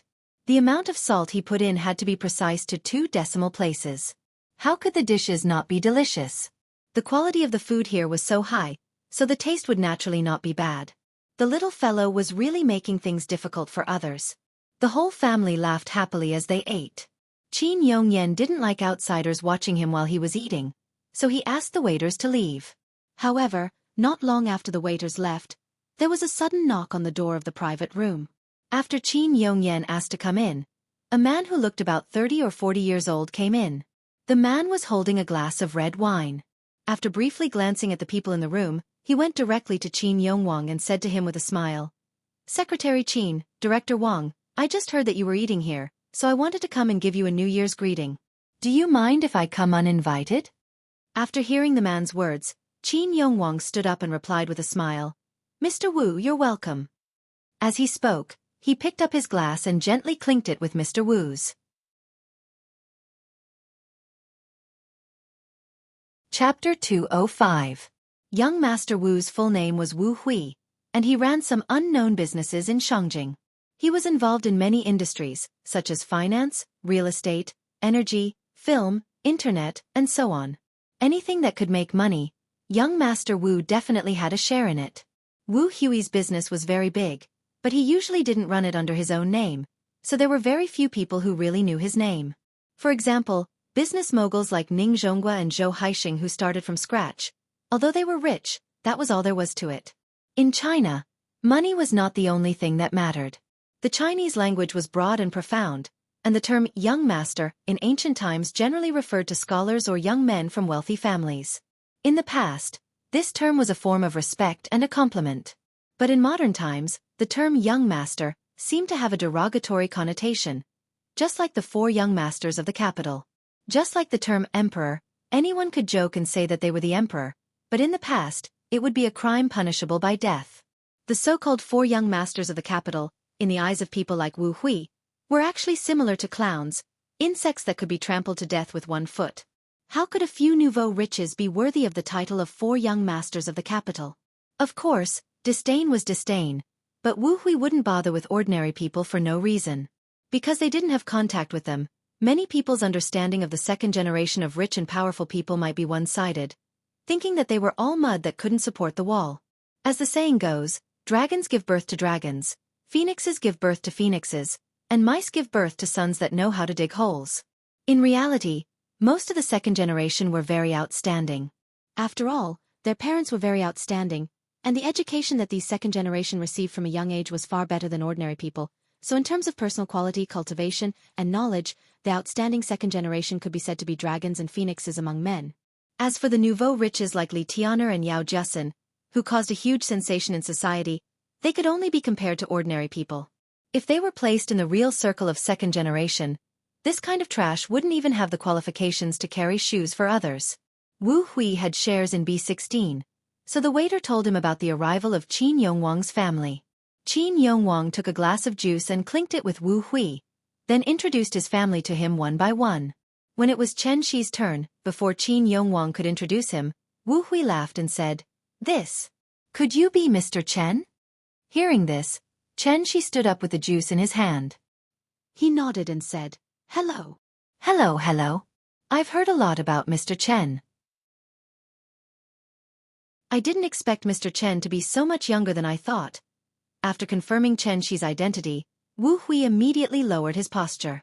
When they clinked glasses, he deliberately lowered his glass to give Chen Shi enough face. However, this seemingly polite action of his attracted Qin Yongwang's attention. Although it was said that the Hua Hua sedan chair was always carried by people, and the brothers on the Imperial Golden List were ranked first. But no matter what, Wu Hui was still a third generation of the Red Army, and his age was also a few years older than Chen Shi. Therefore, according to common sense, there was no reason for him to lower his status in front of Chen Shi. Something was strange. Wu Hui politely toasted everyone in the room. Even the little girl raised her glass of juice and clinked glasses with him. Then, Qin Yongwang invited him to take a seat. After he sat down, Qin Yongwang did not beat around the bush. He directly asked the question in his heart, "Mr. Wu, today is the first day of the new year. Why aren't you celebrating the new year with your family? Why are you here instead?" Hearing this, Wu Hui did not hide it.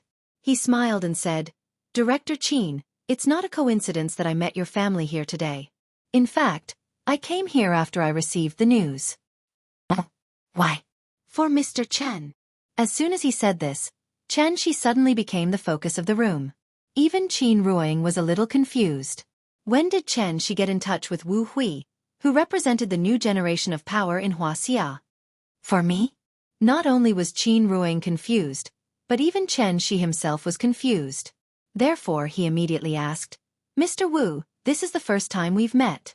I'm a little confused by your words." "Mr. Chen, it's true that this is the first time we've met, but I've been fascinated by you for a long time." Wu Hui looked at Chen Shi meaningfully and finally said the purpose of his visit. "Actually, I came here today to ask for a favor. Not only am I representing myself, but I'm also representing my father." "Go ahead." After hearing Wu Hui's serious words, Chen Shi did not feel anything, so he casually nodded. However, the more Qin Yongwang listened, the more he felt that something was wrong.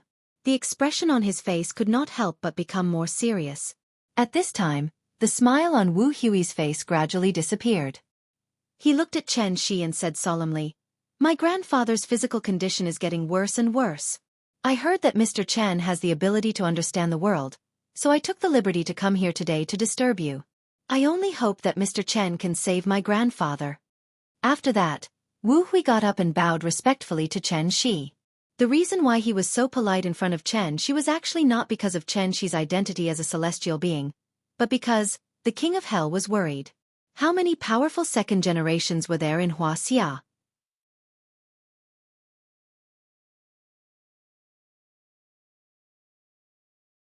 Chapter 206.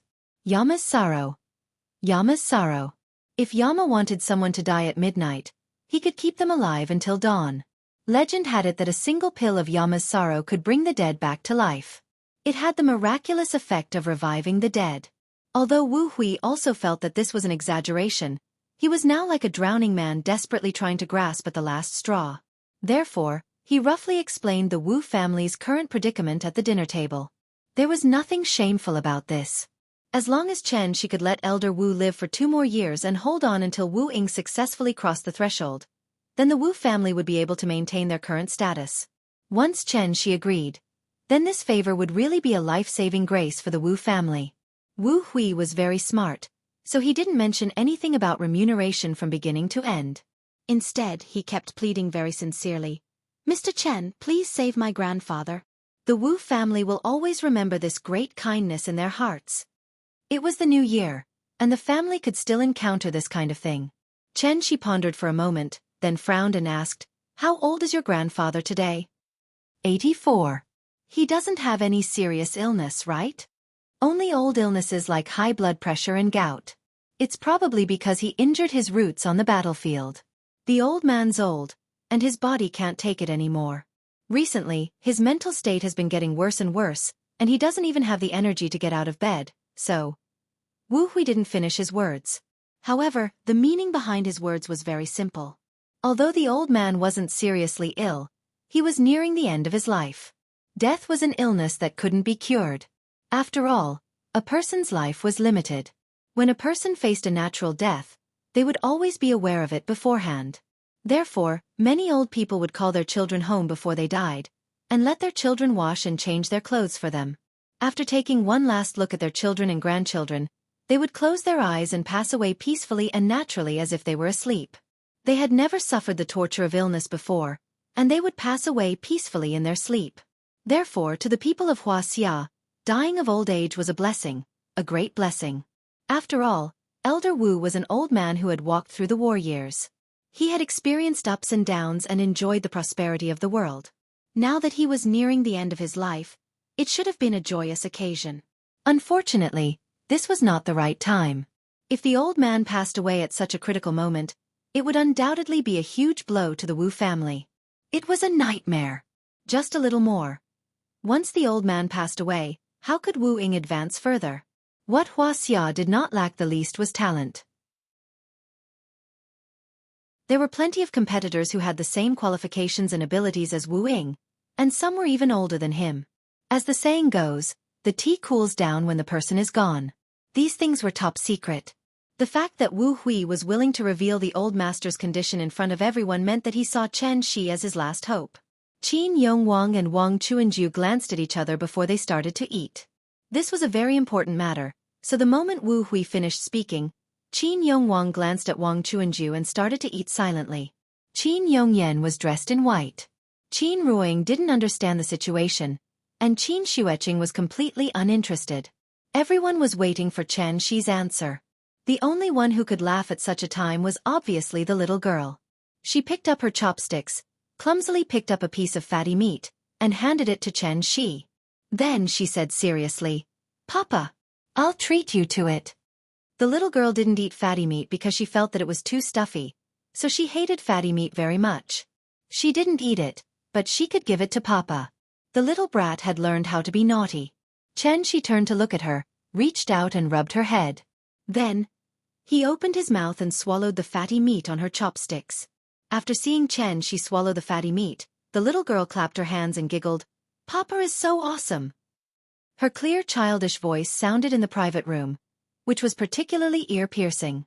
Chen Shi glanced at Wu Hui thoughtfully, but saw that there was no change on his face, which made Chen Shi think more highly of him. Therefore, he didn't beat around the bush. After motioning the little girl to be quiet, Chen Shi turned to look at Wu Hui and asked very calmly, "Mr. Wu, I don't know if you have heard of the saying, life and death are predestined and can't be changed." Hearing this, Wu Hui's face changed greatly. In a moment of excitement, he even accidentally knocked over the wine glass on the table. Life and death are predestined, and can't be changed. This sentence was said by Zhuge Liang when Wei Yan stepped on his life lamp. How could Wu Hui not know? Zhuge Liang went out of Mount Qi 6 times and exhausted his efforts. Finally, he set up the 7-star life-extending lamp in Wuzhong Plain in an attempt to change his fate. However, because Wei Yan accidentally knocked over his life lamp, all his efforts were wasted, and he died with regret. The reason why Sima Yi had the last laugh was not because he was stronger than Zhuge Liang, but because he had lived for a long time. He dragged Zhuge Liang to death and exhausted 3 generations of the Wei Kingdom's monarchs. All the enemies who could compete with him were dead. Naturally, the Sima family could achieve great things. In terms of survival ability, Sima Yi was the best in the world. Old Master Wu was not Sima Yi, but Zhuge Liang, so Wu Hui stood in place and couldn't help but clench his fists. In the end, he was still a little unwilling, so he asked in a slightly trembling voice, "Mr. Chen, you really don't have a way?" 1 year. Grandpa only needs 1 year. Chen Shi shook his head slightly, then took out 3 energy pills from his bag and put them on the round table. After slowly turning the energy pills in front of Wu Hui, Chen Shi said calmly, "This is the legendary Yama's Cho. In fact, you should know that the Jianghu's rumors can't be trusted. After all, this medicine is not the life fruit of the grand deity Zhanyuan. It can cure diseases, but it can't change fate. You can take it back and let the old man try it. It should improve his mental state. But I still say the same thing, life and death are predestined and can't be changed. Young Master Wu, I'm very sorry. Wu Hui stared at the 3 pills in front of him in a daze. This was the Yama's Cho he had been dreaming of, but Chen Shi's words completely extinguished the hope in his heart. After spitting out a mouthful of turbid air, Wu Hui used a tissue to carefully wrap up the 3 pills. Then he solemnly bowed to Chen Shi and said, "Thank you, Mr. Chen." After that, he turned and left the room without even saying goodbye to Qin Yongwang. Perhaps it was because they empathized with Wu Hui's feelings, so the atmosphere in the room became a little strange. After Wu Hui left, Qin Ruing looked at Chen Shi thoughtfully, then asked in a low voice, "You really don't have a way?" Hearing that, Chen Shi smiled and shook his head, not answering her question. Zhuge Liang wasn't the only one who knew how to use the 7-star life-prolonging lamp. Zhuge Liang failed, but another person succeeded. That person was Liu Bowen. Zhuge Liang divided the world. Liu Bowen unified the country. Liu Bowen was the #1 strategist of the Great Ming Dynasty. He followed Zhu Yuanzhang to wipe out the warlords and expel the Tatars. After many years of fighting, he realized that his life was coming to an end.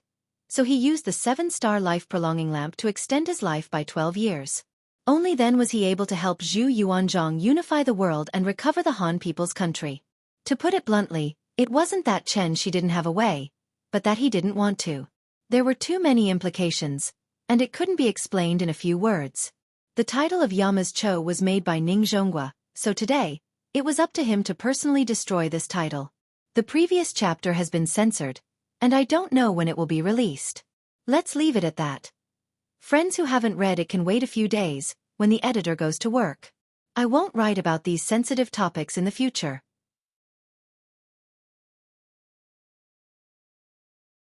Chapter 207. Wuxia was too big, and there were too many people. What happened to Wu Hui's family was not uncommon in the officialdom. The Great Han Empire and the Great Tang Empire, which used to be extremely powerful, would also collapse one day. Compared to them, what was the Wu family? Life and death were fated and could not be changed. As the supreme ruler of the world, the emperors of each dynasty held the power of life and death in their hands. They sat on 3,000 beauties, ate all kinds of delicacies, and wore all kinds of silk. But in the end, they all pursued the same thing: immortality. If Chen Shi promised Wu Hui today to extend old Master Wu's life and help the Wu family out of this predicament, then the threshold of the courtyard would probably be trampled flat by people who came to ask for medicine. Wu Hui's sudden departure seemed to have diluted the festive atmosphere. It was supposed to be a happy time for family reunion, but now everyone was silent. Qin Yongyan first looked at Qin Yongwang and Wang Chuanju, then turned to look at Chen Shi. Only then did he pick up the juice and smiled at the little girl. "Nian Nian, Grandpa taught you a poem. Do you want to learn it?" Hearing this, the little girl tilted her head and asked, "Poem? Grandpa, what is a poem?" "It's the same as a poem. Have you recited a poem?" "Yes. Papa taught me to recite poems before." When it came to poems, the little girl's eyes suddenly lit up. Perhaps she wanted to show off, so before Qin Yongyan said anything, she took the initiative to recite it. Goose, goose, goose, curving its neck to the sky. White feathers floating on the green water. Red palms plucking the clear waves. This was what Chen Shi taught her in Kongju district. He did not expect her to remember and recite it so fluently. Her performance won her applause from the audience. The family laughed and praised the little girl for being smart, which made her feel a little embarrassed. Seeing his daughter so smart, Chen Shi also felt proud, so he could not help but reach out and pinch her little face, which made the little girl pout on the spot.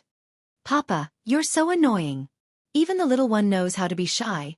With her interruption, the atmosphere in the private room became much livelier. At this time, Qin Yongyan chuckled and said, "Nian Nian, lyrics are like poems. Do you want to learn?" The little guy's performance in reciting the poem had won the cheers of the entire hall. This made her extremely proud, so she immediately nodded and replied, "Yes." "All right, then listen carefully." Qin Yongyan stood up and his entire aura suddenly changed. It was as if he had come to the riverside and was looking at the torrential river. He passionately chanted, "My name is Qin Yongyan." The rolling Yangtze River flows eastward, and the waves wash away all heroes. Right and wrong, success and failure are gone in the blink of an eye.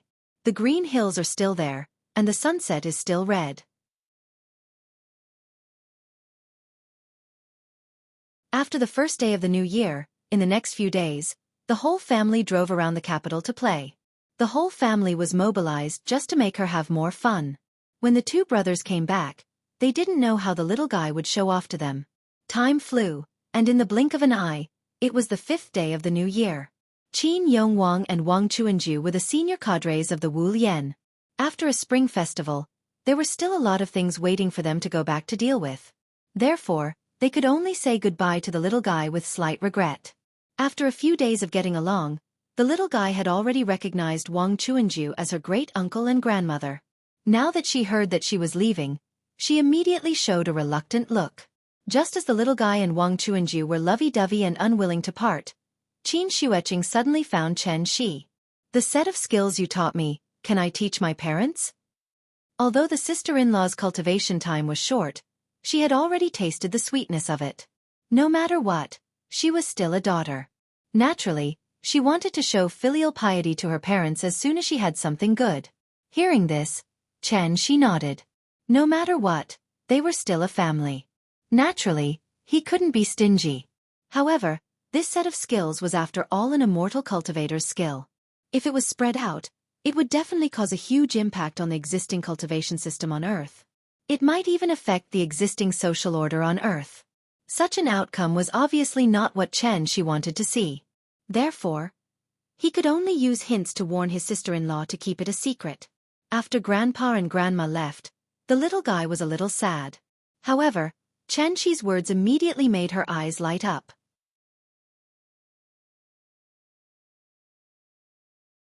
Chapter 208. Go to Chengdu to see Grandma. This suggestion was very tempting for the little girl. The little girl had a good impression of Chengdu. Although she didn't like Kai Shu Qin, her grandma was there. Therefore, after hearing Chen Shi's suggestion, the little girl immediately jumped up and shouted excitedly, "I want to go to Chengdu! I want to see Grandma! I want to go to Chengdu! I want to see Grandma!" The family of 3 was standing outside the courtyard to send Qin Yongwang and his wife off.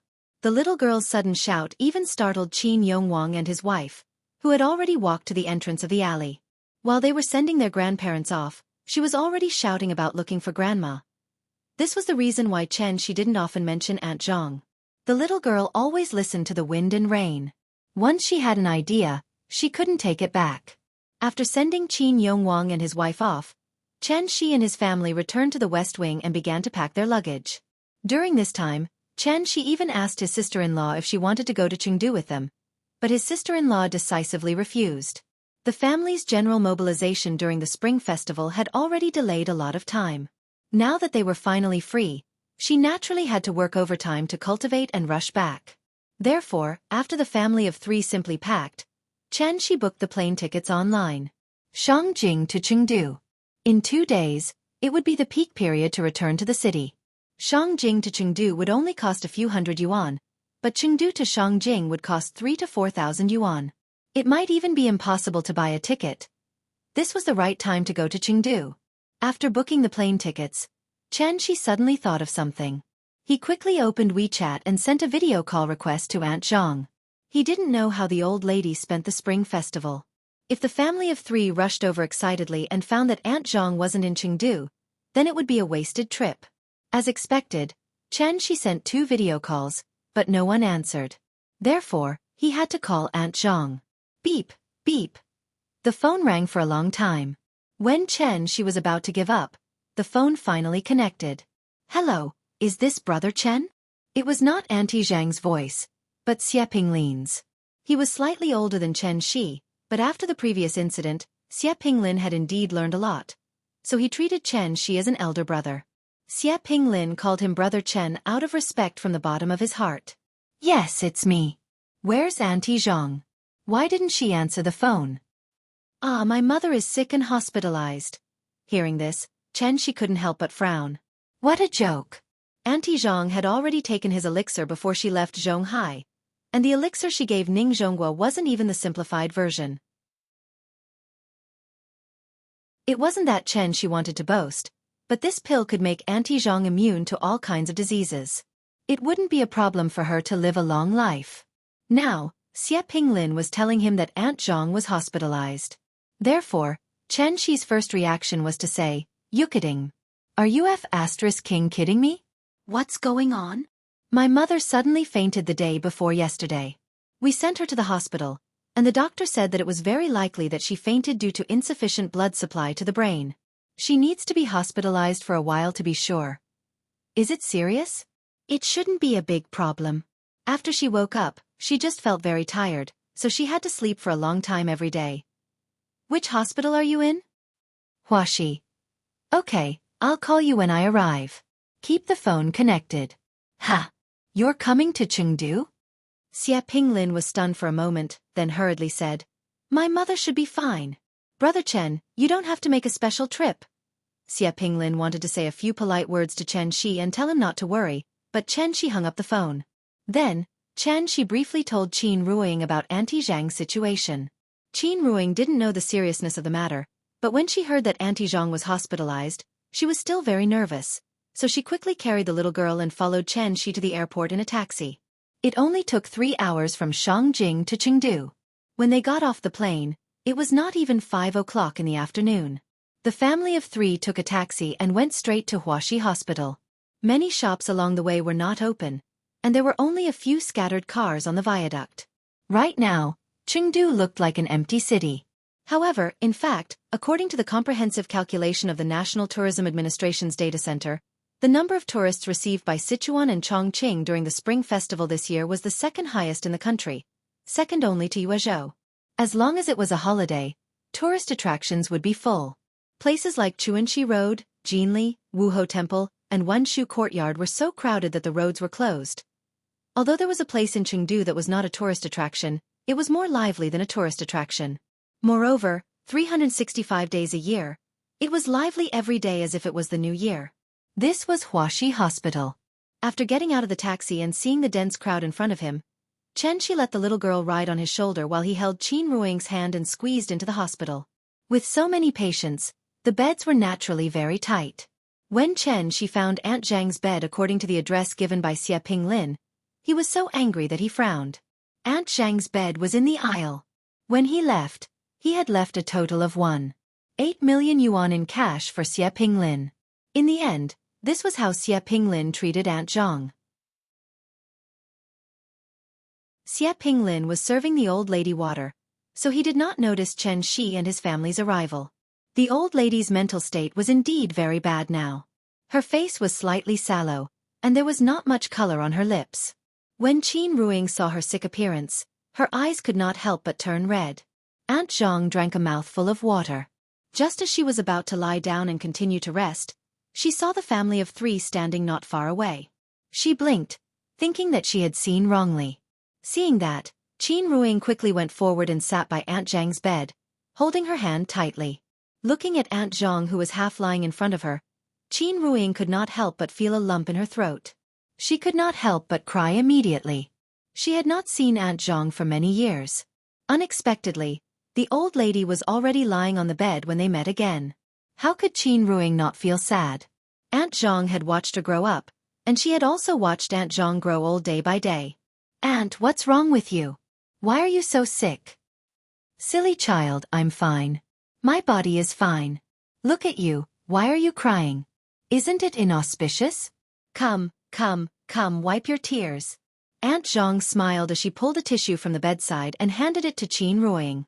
After Qin Ruiying wiped her tears, Aunt Zhang patted the back of her hand, indicating that she did not need to worry. Then, Aunt Zhang turned her head to look at the little girl in Chen Shi's arms. "Good granddaughter, come to grandma."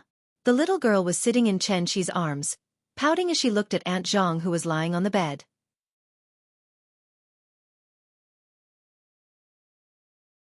Chapter 209. Although the smell of disinfectant was strong in the corridor of the hospital, there seemed to be an irrepressible stench in the air. The corridor was bustling with activity. Although there were many people, everyone was trying their best not to make too much noise. After all, it was an unlucky place. Sadness and sadness were the main theme here. The back of the bed could be raised. Instead of saying that Aunt Zhang was lying on the bed, it was better to say that she was leaning on the bed. When the little girl saw her grandmother's sickly appearance, she immediately lay in her grandmother's arms and cried out sadly. When Aunt Zhang saw this, she immediately patted her little head and comforted her very kindly. "Oh, my good granddaughter, what's wrong? Who bullied you? Tell Grandma. Grandma will stand up for you." Hearing this, the little girl's eyes turned red. She said with an aggrieved face, "Grandma, don't be sick. I don't want you to be sick." All right, Grandma is not sick." Aunt Zhang took out a tissue and wiped the little girl's face. Then she pinched her little face and comforted her. "Good girl, don't cry. Look at how many people are here, and you're still crying here. Don't you feel embarrassed?" The little girl turned her head and glanced at both sides of the corridor. When she saw that many people were looking at them, she immediately sniffled a little embarrassedly. Then, she threw herself into Aunt Zhang's arms and hugged her tightly. Just when the little girl and Aunt Zhang were being lovey-dovey, Xianxia came to Xie Pinglin's side. He patted Xie Pinglin's shoulder and walked to the side. When Xie Pinglin came over, Xianxia asked directly, "What did the doctor say?" "They did a Doppler examination in the morning. The report is just out. I've asked the doctor. The doctor said that acute cerebral blood supply is very common in the elderly. It's not a big problem. She just needs to pay more attention to her diet and rest." "Is that so?" Xianxia pondered for a while. Then he looked at Aunt Zhang's bed and asked rather unhappily, "Are there no more beds in the hospital? Why did they arrange for her to be in the corridor?" There were several types of beds in the hospital. The most common ones were a 7-person room, a 3-person room, a double room, and a single room. As for the aisles, usually only patients with limited beds or financial difficulties would stay there. In the past 2 years, the housing prices in Chengdu had risen particularly fast. The prices in the Third Ring Road had exceeded 10,000, and the prices in the South Gate were as high as 20 to 30,000. However, Xianxia had not given Xie Pinglin 1 million, but 1,800,000. The money was more than enough to buy a house with 3 bedrooms and 1 living room. Moreover, Xie Pinglin and his wife had some savings.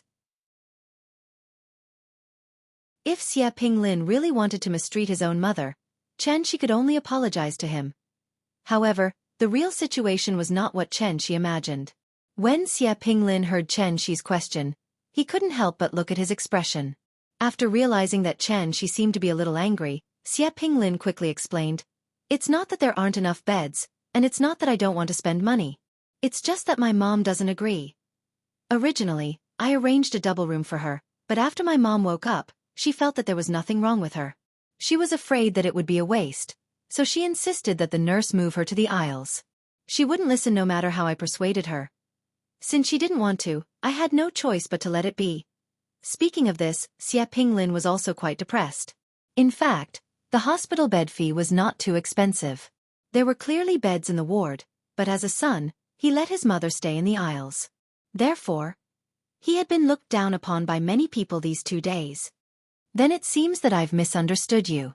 I'm sorry." It's okay. "Brother Chen, you're treating me like an outsider." Xie Pinglin was still the same as before, not good with words.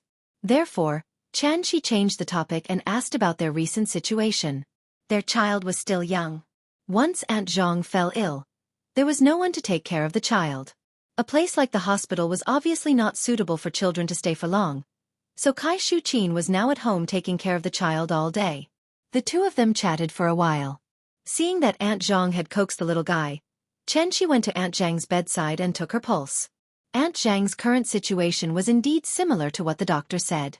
There was no major problem, but her pulse was weak, and her qi and blood were insufficient. She would be fine after a good rest, a regular diet, and more exercise. However, it was precisely because of this that Xianxia felt a little strange. Could it be that his energy cultivation pill was really a fake and inferior product? How long had it been since Aunt Zhang returned to Chengdu? How did this happen? Thinking of this, Xianxia could not help but ask doubtfully, once acute cerebral blood supply deficiency occurs, it will come very suddenly. However, there should be some signs before the onset, such as blurred vision, tinnitus, nausea, cold sweat, and weakness in the limbs. You didn't feel any of these before? Hearing this, Aunt Zhang shook her head and smiled. No, I'm old. It's normal for some problems to suddenly appear. Previously, we were celebrating the new year at our hometown. I guess it's because we haven't been back for a long time. After I got there, I felt a little unacclimatized and couldn't sleep well. Other than sleep, there were no other problems. The symptoms you mentioned just now, there were none at all. There were no signs. Hearing Aunt Zhang's words, Xianxia was instantly puzzled. It sounded like everything was normal. Thus, after pondering for a while, he continued to ask, "Where is your hometown?" Rain City.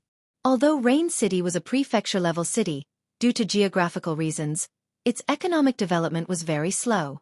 It could not even compare to some of the coastal towns. However, such a small and unremarkable city had once been glorious. During the Republic of China, Rain City was the provincial capital of Xikang Province. Its status was comparable to the current Chengdu. In 1955, the first session of the National People's Congress officially proposed to abolish Xikang Province. Thus, Rain City lost its status as a provincial capital.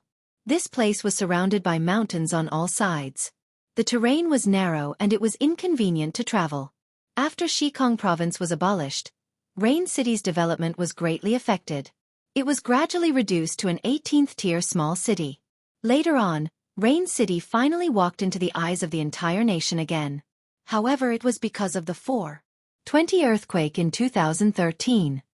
Rain City? Xianxia thoughtfully repeated the name of this place. Suddenly, a question appeared in his mind. Could it be that there was something wrong with that place?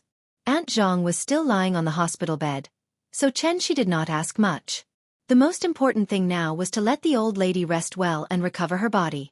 Thus, after feeding Aunt Zhang a simplified version of the energy-enhancing pill, Xianxia went to Huaxi Gold Card Medical Center to apply for a gold card for her in case such a situation happened again. In this day and age, money could make the devil turn millstones, let alone a hospital. The Gold Card Medical Center was located in Huaxi Hospital's headquarters. Ordinary members were 58,000 and advanced members were 200,000. When they entered the hospital, they could enjoy concierge reception, personal care, 5-star hotel rooms, on-site services, and 24 hours of call. After all, Xianxia could not stay in Chengdu for a long period of time. Aunt Zhang was old, so it was better to be prepared for her advanced membership.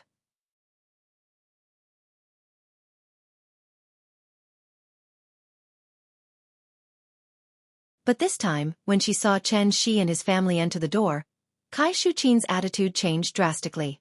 Before Aunt Zhang could call her, Kai Shuqin stood up and warmly invited Xianxia and his family to take a seat. Then, she excitedly ran to make 2 cups of tea for Xianxia and Qin Ruoying. After making tea, Kai Shuqin didn't forget to peel an apple for the little girl. However, Kai Shuqin was very enthusiastic, but the little guy still remembered the grudge.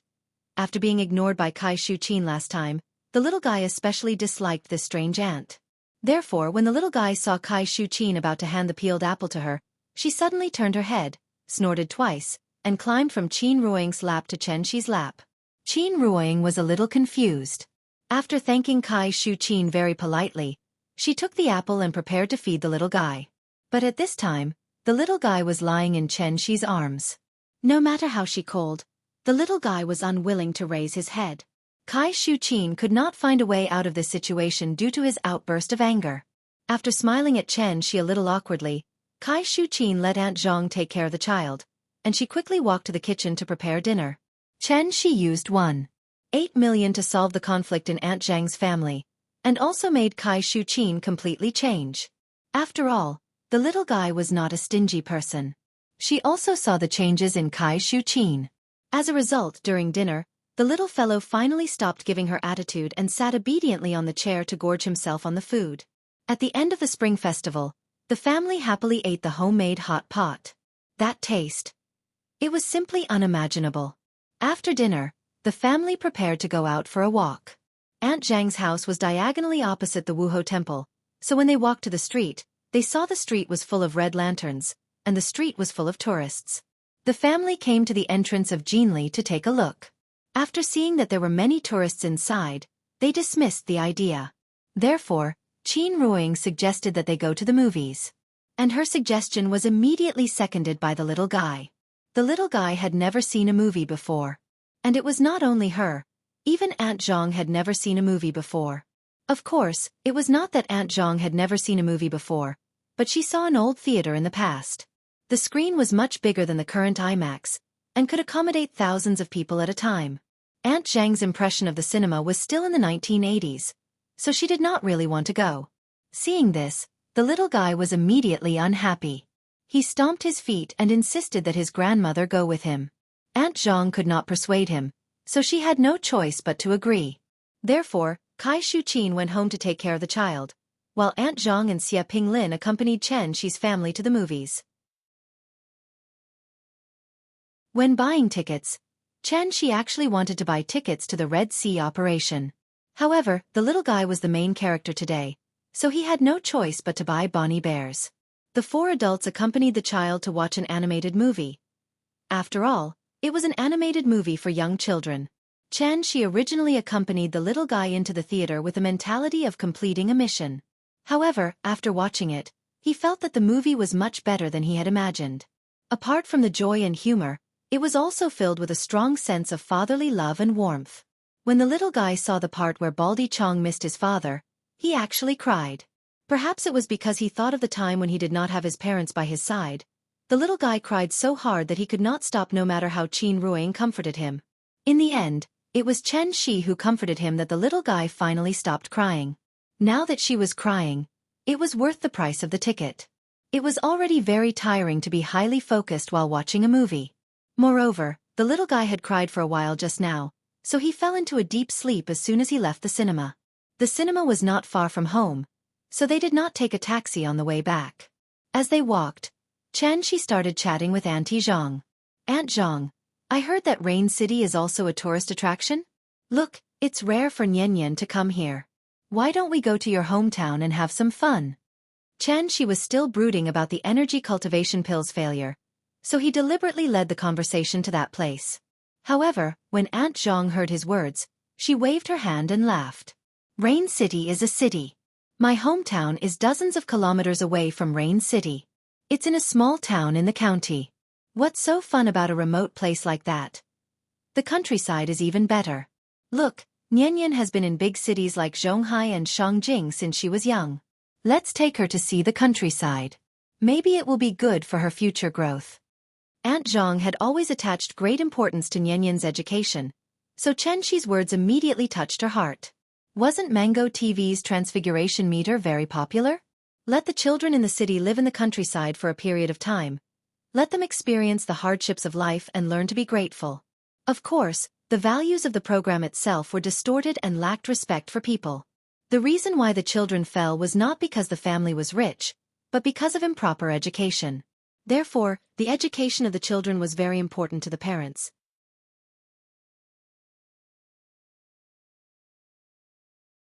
Chapter 2:11. It was only around 10 o'clock, but the streets were already quiet. The little girl was sleeping soundly on Chen Shi's shoulder. She didn't know that her dearest grandma and dad were now discussing throwing her to the countryside to experience life. The city was developing faster and faster. From the 1990s to the millennium, from pagers to mobile phones, and then to Nokia and Motorola. 10 years after 10 years, Nokia went bankrupt, and Motorola was half dead. From the envied Crown and Santala, to the streets full of Land Rovers and Cayenne. Wuxia went through waves of rapid development. Even credit cards weren't popularized yet, and it directly entered the mobile payment era. Primary school students used their mobile phones to buy crepes, and aunties used QR codes to collect money. The mainland people couldn't afford tea eggs, and it once became a big joke on the internet. Now, no one mentioned it. Wan would be recovered sooner or later. In another 10 years, who would dare to mention independence in Hong Kong and Tibet? Wuxia's development speed made the Western countries stunned. It also made them realize that the lion from the East had finally woken up. However, although the economic development speed was fast, some things obviously didn't follow the pace of economic development. Instead, they became slightly worse than before. In the past, everyone called farmers uncle. Later on, people began to call the farmers brothers. Later, the word farmer seemed to become a curse word. Now the so-called city people, who didn't have ancestors who were farmers. To use a word from the Spring Festival Gala to describe it, that was Manic. People nowadays were too manic. A program like Transfiguration shouldn't have appeared. For the children in the city, this program undoubtedly gave them a good education opportunity. It let them see the hardships of ordinary people, so that they learned to respect and cherish their current life. However, for the children and parents in the countryside, this program brought them endless harm and doubts about themselves and society. The kind and simple rural children, after seeing the bright lights of the big city, would they ask one question: why? Why did the second-generation rich not have to worry about food and clothing for the rest of their lives? Why did the second-generation poor not be able to walk out of the mountains for the rest of their lives? Education was never a matter of instant results. It was a long and drawn-out battle. From the moment Xianxia returned to Nianyan's side, he was already prepared for this battle. He wanted to teach Nianyan a lesson. What is a human? The nature of heaven and earth was the most precious. This rune was in the shape of an elephant's arm and shin. Mortals all follow the example of humans. Man means an upright animal that knows how to bow and humbly. As the saying goes, it takes 10 years for a tree to grow, but 100 years for a man to grow. There was no perfect person in this world. Xianxia only wanted to do his best to train his daughter into a person that he approved of in his heart. Early the next morning, the whole family set off amidst the little fellow's cheers. In the little guy's understanding, rural areas were no different from tourist attractions. Therefore, when she heard that Xianxia was going to take her to Aunt Zhang's hometown, the little girl was very excited. Xianxia rented a commercial car, and then the family of 7 went straight to Rain City. Aunt Zhang's hometown was in Xianxia County under the jurisdiction of Rain City. They first took the highway to Xianxia County, then took the 108 National Highway to the countryside, and after more than 10 kilometers of winding mountain roads, they finally arrived at the production team in Aunt Zhang's hometown. Of course, the name of the production team had been abolished, and now it was called the Villager Group. The little guy had always been in first-tier cities like Shangjing and Zhonghai, and all she saw were reinforced concrete jungles. Suddenly coming to such a picturesque place really gave her a very novel experience. Many people didn't know that there were actually 3 Silk Roads. In addition to the mainland passage from Chang'an to Rome opened by Zhang Qian in the Han Dynasty, the other was the Southwest Silk Road. The predecessor of the Southwest Silk Road was the Tea-Horse Ancient Road. It went from Sichuan to Jianghu, through Myanmar to India, and finally to Iran. The 108 National Highway started from Shangjing and ended at Jianghu Spring City. It was 3,356 kilometers long. After this highway entered Sichuan, it basically followed the route of the Tea-Horse Ancient Road. The car zigzagged along the highway. Because it was a winding mountain road, the speed was very slow. On one side of the road was a cliff, and on the other side was a cliff. Below the cliff was a surging river. When had the little guy ever seen such a spectacular scene?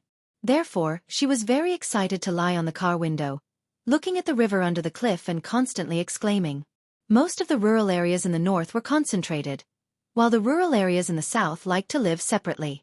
Therefore, along the road from time to time, she would see a few lonely small courtyards standing on the edge of the cliff.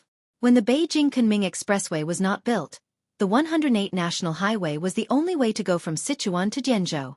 Therefore, many villagers opened restaurants and small stores along the road to earn some extra money from long-distance outsiders to subsidize their families. However, with the completion of the Beijing-Kunming Expressway, the 108 National Highway went into decline. After all, with the expressway, who would still be circling and bumping on the old road? This also led to the economic development of this route almost stagnating, and even regressing. Most of the small houses seen along the road were built more than 10 years ago. In recent years, the real estate speculation was so fierce that the people were also greatly affected. Now, anyone who had a little money would go to the county to buy a house and move the family into the county, instead of choosing to build their own house and continue to stay in this place. This was also the result of the development of the times. Aunt Zhang's hometown was more poor and backward than Xianxia imagined. This place was called Tongjiegu. It was a small village that was 5 kilometers away from the nearest town. There were a few 2-story bungalows scattered on both sides of the road. The first floor of the bungalow was a restaurant, but now the door was closed. Even the signboard with the words, dining and accommodation, had become tattered and uncared for. Other than these few houses, most of the other houses were bungalows. Some were even black wooden houses. At first glance, It was obvious that they were old buildings from the 50s and 60s. There was no school in the village. If the children wanted to go to school, they had to spend a yuan every morning to take a van to the town's middle school. However, who did not have a few rich and powerful relatives now? When the children reached the age of middle school, the villagers would send the children to the county or the relative's house in the town. Therefore, there were basically no children in their teens in this place. Instead, there were many children about the same age as Nian. The children were in groups of 3 to 5. As soon as they saw the GL8 from Chengdu, they swarmed over. After Qin Ruing took the little girl out of the car, several children immediately surrounded her and chattered in a dialect that she did not understand at all. This scene was completely out of the little girl's expectations and immediately made her a little scared. The little girl timidly hid most of her body behind Qin Ruing, only revealing half of her head to look at the peers in front of her. She was afraid of others, but the children in front of her were not afraid of her. Instead, they smiled and made faces at her. Aunt Zhang noticed the little girl's strange behavior and laughed like she was chasing ducks. She waved to the children and said, "Go, go, go, go play somewhere else." These children seemed to know Auntie Zhang, so after chattering for a while, they ran away like a swarm of bees. Once the children had run far away, the little one cowered and crawled out from behind Qin Ruing. She looked at the bungalows around her and then looked at the shabby bungalow not far away. This small village was built on the national highway. On one side was a mountain, and on the other was a river valley. Because there were few cars passing by now, the village was particularly quiet. The little girl looked at this strange place blankly and suddenly felt a sense of oppression in her heart.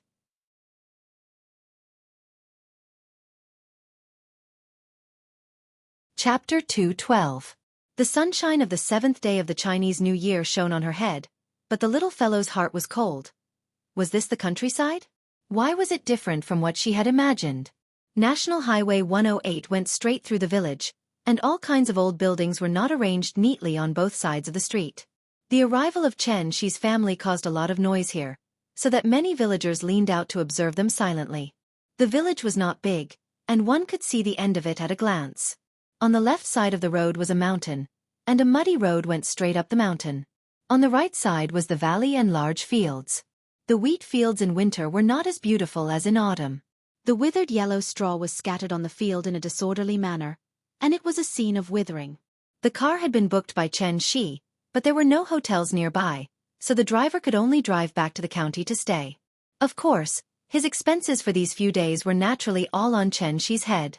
The little fellow wanted to leave with the driver, but was stopped by Qin Ruing. When she saw the GL8 turn around and drive away, the little fellow suddenly curled her lips. Looking at that pitiful little appearance, it seemed that she was about to cry. Qin Ruing quickly hugged her in her arms and comforted her. "Nian, be good. This is Grandma's home. Don't be afraid. We'll stay here with Grandma for a few days and then go back. Don't you want to accompany Grandma?"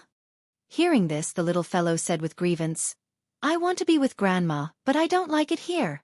I don't like it here. Mama, I want to go home." Children were always a little afraid of strangers. And this was a new environment that the little fellow had never been to, so even if Chen Shi, Qin Ruing, and Grandma were all by her side, the little fellow still felt very uncomfortable and depressed. The little fellow was upset. Her reaction also attracted Chen Shi's attention. When Chen Shi saw her pitiful appearance, he immediately came to Qin Ruing's side. After taking the little fellow from Qin Ruing's arms, Chen Shi said to her with a smile, "Nian, are you scared?" However, when the little girl heard Chen Shi's question, she immediately turned her little head and muttered unhappily, "Papa, I want to go home. I don't want to be here. It's not fun here." Seeing this, Chen Shi immediately smiled and asked, "Why isn't it fun here?" "It's just not fun. I don't like it here." "Nian, you're wrong. This place is actually very fun." "Not fun at all." Before Chen Shi could finish his words, the little fellow had already interrupted him. From the looks of it, she seemed to be angry. Chen Shi reached out to pinch her little face, but she swatted his hand away. This little thing was still at odds with her father. When it came to coaxing his daughter, Chen Shi was now very handy and had many tricks up his sleeve. Therefore, when he saw that the little fellow seemed to be conflicted, he decisively stopped the topic and asked in a negotiating tone, "Nian, how about this? Let's stay here for one night. If you really don't like it here, Papa will take you home tomorrow, okay? After hearing Xianxi's words, the little fellow rested her head on his shoulder and thought for a moment. Then she reluctantly hummed and reluctantly agreed. Then we'll stay for one night. Just one night. Pinky promise. After that, the little fellow stretched out her little finger and motioned for Xianxi to pinky promise with her. Okay, Papa will pinky promise with you. I promise I'll keep my word. The father and daughter reached an agreement, and the little fellow finally stopped throwing a tantrum. Then, under the guidance of Aunt Zhang's family, they walked down the path to the valley. After walking for about 200 meters, Xianxi's family finally saw Aunt Zhang's old house. Aunt Zhang's old house. It was indeed very old. The living environment in the Kongju district was already very poor, but compared to Aunt Zhang's old house, it was really the difference between a villa hotel and a small train station hotel. This house was built by Aunt Zhang's father's generation. The main materials were wood and yellow mud. Because it was exposed to wind and rain all year round, it caused the wood to mold and turn black. Therefore, when looking from the outside, the whole house was somewhat dark. The house was surrounded by fields, and a few hundred meters down was the river. Not far away, there was a bamboo forest with luxuriant foliage, so much so that it looked quite gloomy in broad daylight. In the morning, Chengdu was still bustling, but after 3 hours, they came to such a quiet and backward little village. Not to mention the little fellow, even Qin Ruoying was somewhat not used to it.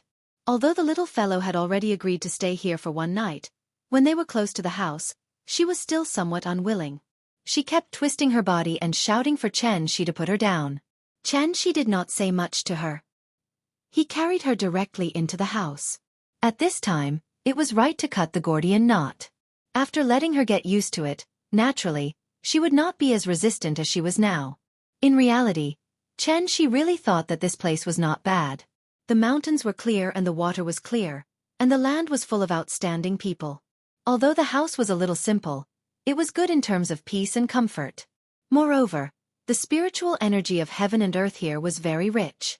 After staying in this place for a long time, even breathing could make one feel refreshed and very comfortable.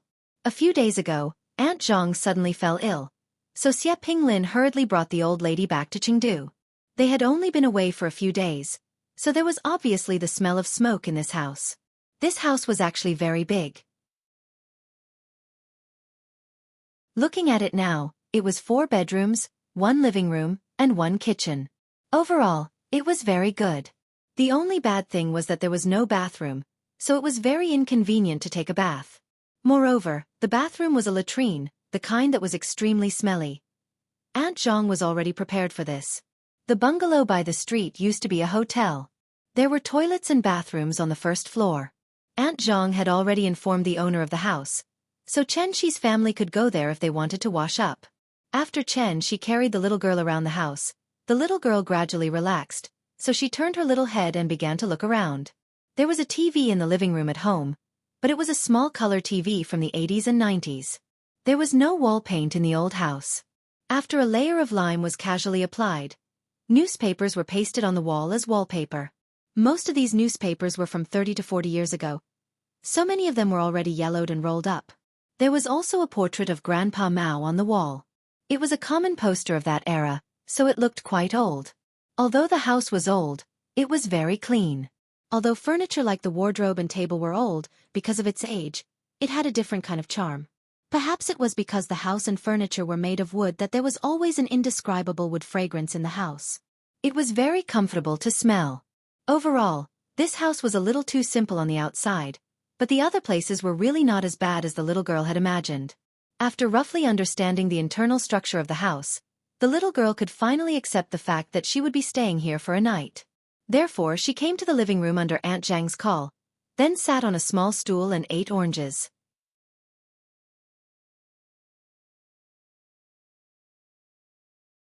Chapter 213. Auntie Zhang's house did not have a TV on demand, nor did it have so many strange toys, so the little fellow lost interest after sitting for a while. She began to wander around. The little fellow wanted to go out and play, but when she stood at the threshold and looked at the large field outside the house, she curled her lips and stopped. She didn't dare to go. In Trump's words, it was her first time here, and she hadn't even warmed up the territory yet. Of course, she didn't dare to go anywhere. The little fellow put one hand on the door and the other hand flipped the corner of her clothes. That pitiful little look was somewhat like a resentful wife waiting for her husband to return from work. Qin Ruing was helping Kai Shu Qin clean up the kitchen. When she came out and saw the little fellow's back, she immediately went to Chen Shi and gently touched him. Chen Shi certainly understood what she meant, so after a slight smile, he suddenly stepped forward and hugged the little fellow from behind. The little fellow exclaimed. When she turned around and saw that it was her father, she couldn't help but pout. Before she could speak, Chen Shi asked with a smile, "Nian Nian, Mom and Grandma are tidying up the house. Dad will take you out to play, okay?" Hearing this, the little fellow turned her head and glanced at the surrounding environment, then muttered in a low voice, "It's not fun here." "Why is it not fun?" "It's just that you're still young and haven't seen those fun things. Let's go, Dad will take you to see it." After that, Chen Shi carried the little fellow and walked directly to the bamboo forest. It was noon now, and the sun was very bright, but once they entered the bamboo forest, there was still a chill in the air. This bamboo forest was quite old, and the branches and leaves were very lush, so much so that it blocked a lot of the sun, looking a little gloomy. Cold and wet places had always been unfavored by mammals, so the little fellow's first reaction was to want to leave. Chen Shi sensed her fear, so he patted her back, and then released a strand of Zhan Yuan.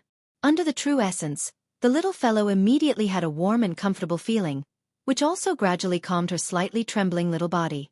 The bamboo forest was not very big, and one could see the end of it at a glance. After Chen Shi brought her into the bamboo forest, he placed the little fellow on the ground. Because very few people would come here, the fallen bamboo leaves had piled up layer after layer. Stepping on them would immediately make a rustling sound. Since the beginning of the new year, the sun had been shining continuously for several days. Therefore, when the little fellow stepped on the ground, the pile of withered leaves began to creak. This made her feel a little interested, so she stepped on it and started jumping around. Seeing that she was no longer afraid, Chen Shi led her to a mother bamboo, then squatted down and said to her, "Nian Nian, Daddy will teach you how to dig winter bamboo shoots, okay?" "Winter bamboo shoots? What is it?" "This is it." As Chen Shi talked to her, he plucked a tree branch and started digging on the ground. He didn't even have to dig a few times before he dug out a yellowish object from the ground. This thing had a sharp head and a big butt. In terms of shape, it was somewhat similar to bao gu. It was wrapped in a thick shell. This was winter bamboo shoots. Winter bamboo shoots were also a characteristic product of the south. They were the most abundant in January and February every year. They had the reputation of golden clothes and white jade, the best among vegetables. Because they had not been unearthed yet, the winter bamboo shoots were tender and white like jade. It was the most common side dish at banquets when cooked with meat. For example, the famous Wuxia bamboo shoots stir-fried with meat. Digging winter bamboo shoots was actually very simple. Tender bamboo would not grow bamboo shoots. The darker the color, the older the age. Generally, one should not choose too tender or too old. After selecting the bamboo, you can observe it from below. Whenever you see a slight bump in the ground or a loose crack, you can use your feet to lightly step on it. If the ground is not firm and has a soft feeling, it is a sign that there are bamboo shoots. Chen Shi briefly explained to the little fellow, and then handed the tree branch to her.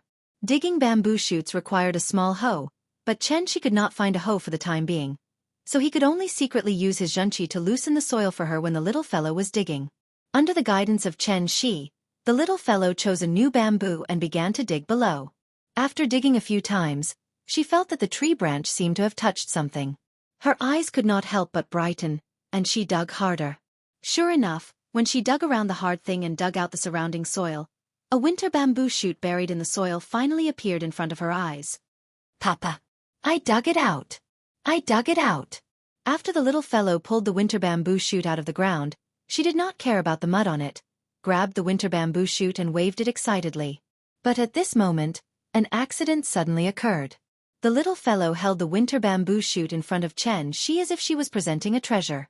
Just as Chen Shi took the winter bamboo shoot with a smile and was about to put it away to make bamboo shoots stir-fried with meat for the little fellow later, the little fellow's eyes suddenly drifted to the low slope in front of the bamboo forest.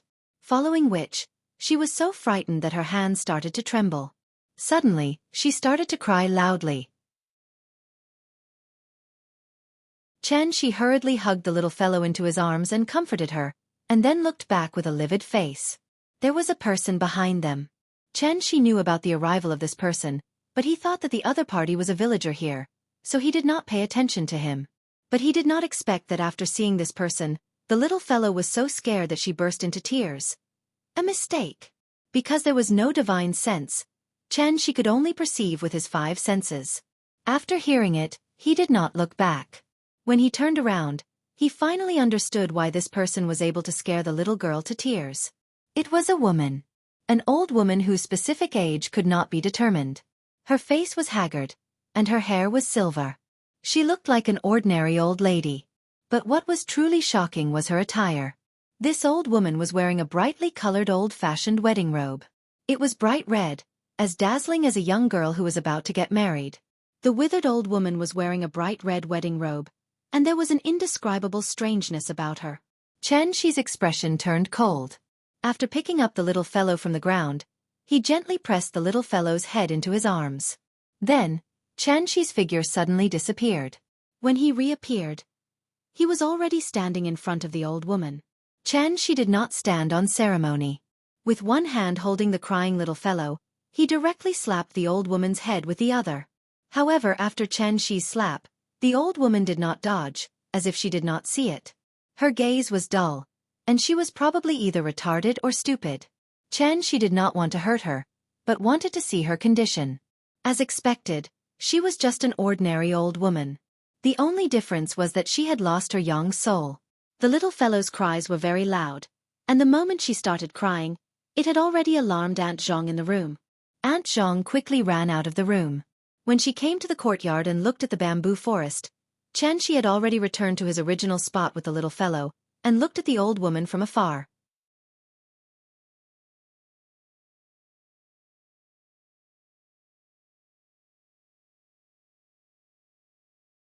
It's so scary. Crazy? Why? I heard them say that last year, her son suddenly fell into the river and drowned.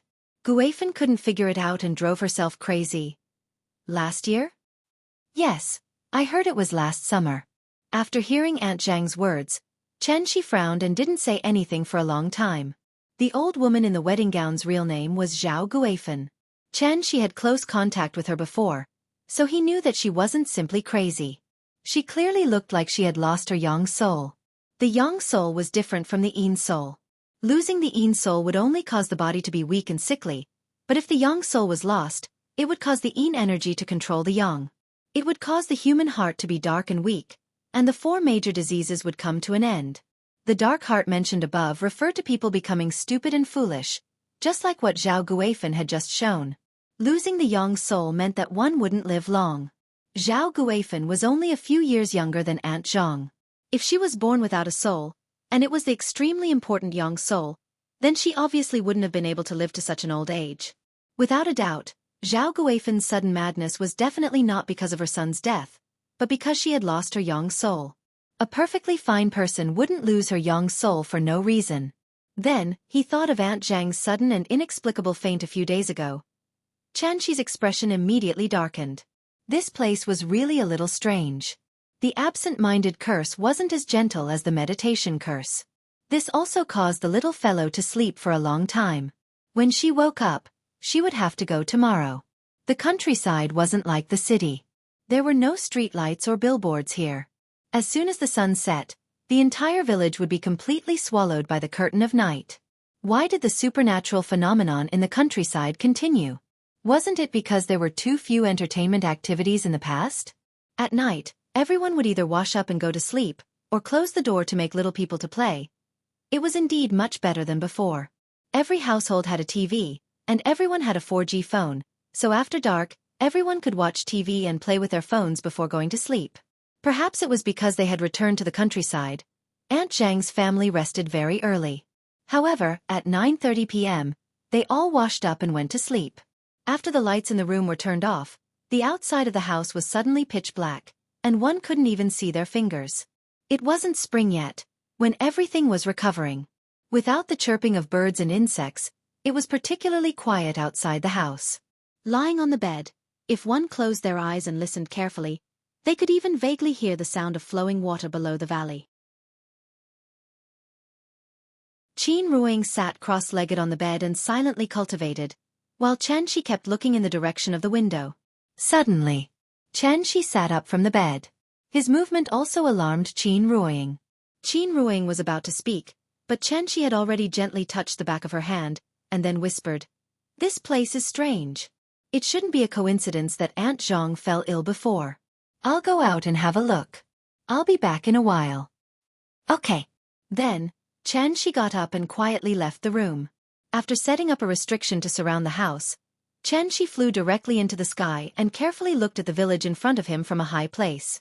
The spiritual aura was still recovering, and the spiritual aura of heaven and earth here had become very rich.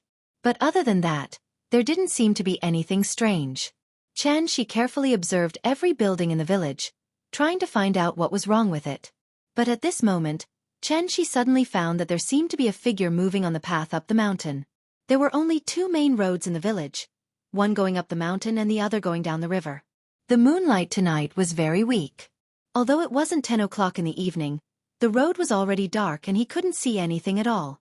The person walked on the path without a flashlight or a lantern.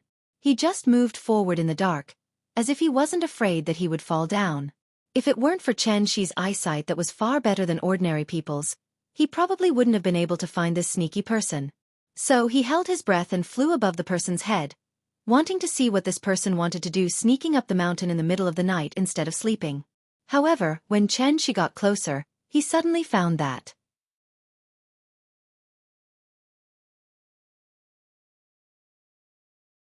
Chapter 2:15. People who had never been to the countryside might not be able to understand that feeling. That kind of darkness was just like what Qian Zhongshu described in the siege. The night was so dark that one couldn't even see their own fingers. In this kind of night, even ghosts would have to touch their noses and turn around. A cat would hate itself for not being able to use its mustache as an insect's feeler. In the late winter night, the mountain wind whistled. The withered grass and bare branches made a strange creaking sound. The surroundings were pitch black and it was almost impossible to see anything clearly. The tree branches were constantly swaying in the mountain wind. Under the faint moonlight, the shadows of the trees on the mountain walls were like ghosts baring their fangs and brandishing their claws, wailing and howling as they demanded the lives of passers-by. Zhao Guifan, this crazy woman, was wearing a wedding robe and wandering on the mountain road in the middle of the night. If someone were to pass by and shine a flashlight on her body, not to mention the little guy, even a strong-willed adult would be scared to the point of insanity by Zhao Guifan. Xianxia carefully observed the surroundings, but there were no traces of spiritual energy fluctuations in the surroundings. This meant that Zhao Guifan wasn't being cast by someone, but she wandered here in the middle of the night for no reason. A crazy person's brain circuit really couldn't be understood with common sense. Xianxia was very interested in Zhao Guifan's situation, so he quietly floated in the air. He wanted to see where Zhao Guifan was not sleeping in the middle of the night and where she was going. There was an abandoned coal mine on the mountain next to Tongjiegu. The winding mud road up the mountain was built by the coal mine owner a few years ago for mining. It was big enough for a large truck to drive normally. The coal mine had been abandoned for many years, and the mud road had been eroded out of shape by the wind and rain. It was very difficult to walk on. Fortunately, it hadn't rained these few days. Otherwise, not to mention Zhao Guifan, this crazy woman, even normal villagers would have fallen countless times on the mountain. Zhao Guifan's steps were very slow, so she also walked very steadily. Like a snail, she slowly moved up the mountain along the mud road. Fortunately, the person watching her was Xianxia. If it was someone else, they probably wouldn't have been able to stand the boring wait and would have directly returned to the house to sleep. Zhao Guifan left at 10 in the evening and walked for nearly 4 hours. At around 2 in the morning, she finally arrived at the abandoned coal mine on the mountain. This was a small coal mine. It was different from the underground coal mine shown in the blind shaft. There was no elevator here. Instead, a hole was drilled into the mountain wall. Then, one would follow the hole and push forward. This was the so-called At mine. Compared to the development of inclined wells and vertical wells, At development was the simplest in terms of technology, the cheapest in terms of economy, and also the safest development method. However, this mining method was only suitable for mountainous areas, so it was usually only found in small coal mines in the southwest. The passageway of the mine was a circular arch. It was dark inside the cave, and the weak moonlight couldn't shine in at all. No one knew what Zhao Guifan was thinking. After arriving at the mine, she actually swaggered directly into the mine. It was true that the reckless were afraid of the reckless, and the reckless were afraid of the reckless. Wasn't this crazy woman the one who didn't care about her life? Not to mention that it was still early in the morning. Even if it was noon, when the sun was at its brightest, not many people would dare to enter this abandoned mine. Zhao Guifan had already gone crazy. A lunatic who didn't sleep in the middle of the night and went up the mountain in the dark into this abandoned mine. Thinking about it, it was also a very strange thing. She made up his mind today to get to the bottom of this matter, so after seeing Zhao Guifan enter the cave, he also flew into the dark cave entrance. As soon as they entered the cave, the surrounding temperature suddenly dropped several degrees. There was no light in the cave at all. As soon as Zhao Guifan entered the cave, her figure completely disappeared in the darkness. She snapped his fingers, and a fluorescent green light ball flew out from his fingertips. The light ball flew to Zhao Guifan's head, illuminating the road ahead for her. In this regard, Zhao Guifan didn't have any reaction. She just continued to walk forward. There were sidewalks on both sides of the At mine, and in the middle was the mine cart track. Zhao Guifan walked all the way along the track. After walking for about 10 minutes, a fork suddenly appeared in front of her. One to the left, the other to the right. However, Zhao Guifan didn't stop at all. She turned and walked directly into the fork on the right. Therefore, it could be seen that this crazy woman obviously came here often before, so she was very familiar with this place. After walking for about 40 minutes, Zhao Guifan finally came to the end.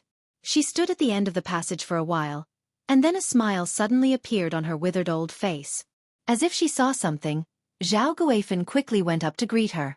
"Son, mother is here to see you," Zhao Guifan said, while squatting in front of the plant at the end of the mine. This was a very strange scene. The mine was an extremely damp and gloomy place that didn't see the sun all day long, but a plant actually appeared. The plant stem was upright, and the plant was tall, about 1 meter tall. Its appearance was very similar to a reed, but the color was completely different. Reeds were also called reeds. The so-called reeds were green, and the white dew was frost. Reeds were green in spring, but in autumn, they would wither and turn yellow. It was the end of winter and the beginning of spring, and most of the plants outside were still in a withered state.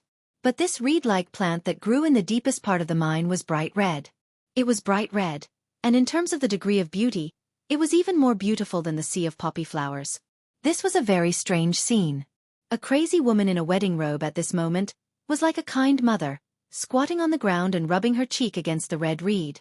The reed leaves gently brushed against her face, but she was like her son's hand caressing her cheek, very warm and comfortable.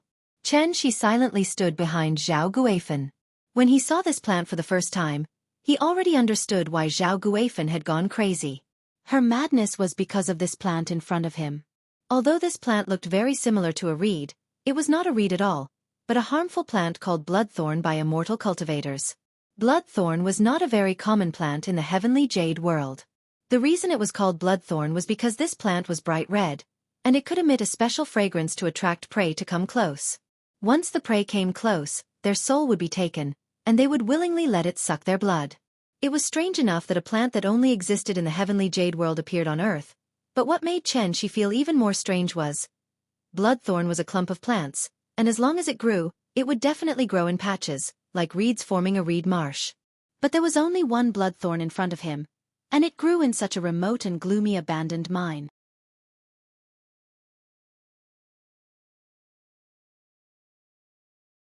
Chapter 2:16. At the end of the dark and damp abandoned passageway, Zhao Guifan squatted beside the bloodthorn, constantly rubbing the bloodthorn's leaves with her cheeks. The tender and beautiful leaves suddenly formed a sharp contrast with Zhao Guifan's wrinkled, haggard and pale cheeks. If one looked carefully, they would find that the bloodthorn's leaves were like countless tiny tentacles, tightly attached to Zhao Guifan's cheeks. It was absorbing Zhao Guifan's blood essence through the leaves, but Zhao Guifan seemed to feel very comfortable.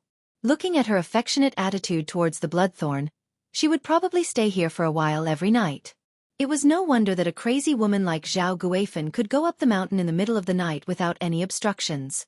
It turned out that she had come here too many times and was already familiar with the way. Zhao Guifan was a few years younger than Aunt Zhang, but now she looked like an 80 or 90-year-old woman, haggard and withered, like she was about to die. Fortunately, there was only one bloodthorn here, and not a clump. Otherwise, Zhao Guifan's soul would have been scattered, and she would have turned into a dried corpse lying in the secluded mine, growing mold and maggots. Although the bloodthorn was a harmful plant, it was different from the plants on Earth. This was a magical plant that could affect the mind of its prey, and rely on devouring the prey's soul and blood essence to nourish itself. However, the bloodthorn's roots and leaves were not poisonous, and had great medicinal value, so it was often used as the main ingredient in medicine by immortal cultivators. Zhao Guifan had been eroded by the bloodthorn for a long time, and she was already half a step into the gates of hell. In her current situation, even Xianxia couldn't do anything to save her. Death was only a matter of time. In fact, this crazy woman was quite pitiful. He didn't know what kind of sins she committed in her previous life. Not only did she lose her son at such an old age, but she herself was also turned into something neither human nor ghost by this bloodthorn. Her fate was really full of misfortune. Thinking of this, Xianxia could not help but sigh deeply, and then gently waved his arm. A wave of vital energy suddenly wrapped around Zhao Guifan, pulling her back from the bloodthorn. However, just as Zhao Guifan was being pulled away by Xianxia, the bloodthorn suddenly began to dance without any wind. Its leaves kept shaking like a person who was dancing, making a series of rustling sounds. Immediately after, an invisible spiritual attack suddenly erupted from Xueji's body. Animals and insects had intelligence, so why couldn't plants? Furthermore, this was no ordinary plant. Therefore, when it was interrupted by Xianxia, this bloodthorn immediately became very manic. As its branches and leaves swayed, it directly attacked Xianxia. In the heavenly jade domain, a large-scale bloodthorn sea would be classified as a forbidden area by cultivators, and no one would trespass. This was because in addition to causing hallucinations to trap prey, this plant could also directly launch a mental attack. An ant could not bite an elephant to death, but what if the ants became a disaster? The overwhelming number of ants swarmed forward. Not to mention the elephant, even the blue whale would be eaten up in an instant. Although there was only one bloodthorn here, it was still very aggressive. After discovering Xianxia, it directly launched an invisible spiritual attack at Xianxia. But it was a pity. It did not know who it had provoked today. Without seeing Xianxia do anything, he just stared and the soil under the bloodthorn directly loosened and exploded. Then, Xianxia gently waved at the bloodthorn. This bloodthorn was immediately uprooted by an invisible vital energy and flew directly into his hand. When the bloodthorn was planted on the ground, it was about a meter tall. After being uprooted, the roots below were at least 30 centimeters long. Its roots were similar to the roots of a reed, and there were many adventitious roots on it. When the bloodthorn was uprooted by Xianxia, the adventitious roots on its roots suddenly twisted crazily like earthworms, which looked very disgusting. The bloodthorn lived by devouring souls and blood essence. After being used as medicine, it would naturally be very beneficial to the soul and blood essence of immortal cultivators. Wasn't this the main ingredient that Xianxia lacked now? The bloodthorn kept twisting in Xianxia's hand, and at the same time, it kept trying to send out spiritual attacks to disturb Xianxia's thoughts. Xianxia found it long-winded, so he directly grabbed its stem with both hands. Following a soft ka sound, Yi Zichen's eyes lit up. This bloodthorn was directly broken into two by him. The world was finally quiet. Because Zhao Guifan was directly pulled back by Xianxia, she was now unconscious. After Xianxia cast a meditation spell on her, he used vital energy to support her and then walked back along the original path. When Xianxia came to the fork again, he suddenly stopped. The mine was very quiet. There were usually bats in the cave, but it was winter now. Although bats were warm-blooded animals, they also needed to hibernate. So this abandoned mine was very quiet, and only the faint sound of water dripping could be heard. Xianxia stood at the fork and paused for a moment. When he stepped out again, he did not walk towards the cave entrance, but went to the left tunnel that he did not go to just now. This abandoned mine was a little interesting. It actually grew a bloodthorn that only existed in the heavenly jade domain. Since he was already here, He naturally had to explore the inside and outside of the mine tonight to see if there was anything rare in here. Xianxia walked along the left tunnel. Zhao Guifan was being guided by his vital energy, lying flat and floating behind him. Plus, there was the fluorescent green light above Xianxia's head. If this scene was seen by others, it would not be as simple as causing them to lose their minds, they would directly be scared to death. The mine tunnel on the left was obviously the main tunnel. After Xianxia walked for a while, the mine tunnel suddenly changed from one track to two, and the width on both sides obviously increased by a lot. This should be the main mining area. Along the way, there were many forks in the road, but Xianxia didn't hesitate at all. She didn't even look at those forks, and just went straight down the main road. He had already discovered the abnormality here. In the depths of this abandoned mine, there was a paradise with abundant spirit energy. The spirit energy here was even richer than in the Qinling Mountains. It was probably because this place happened to be in the position of the dragon vein of this mountain, so after the spirit energy recovered, this place directly became a paradise. Xianxia walked along the main tunnel for about 10 minutes before he finally stopped. Because a huge cave suddenly appeared in front of him. This cave was like a flask. The passage Xianxia was in was the narrow mouth of the flask, and the inside of the cave was the belly of the flask. Xianxia walked into the cave, and the surrounding terrain suddenly opened up. This cave was about 4 or 5 meters high, and the actual area was about the size of a basketball court. It was not too big, but it looked very strange. Obviously, the miners would not be so bored as to dig such a strange cave in the coal mine.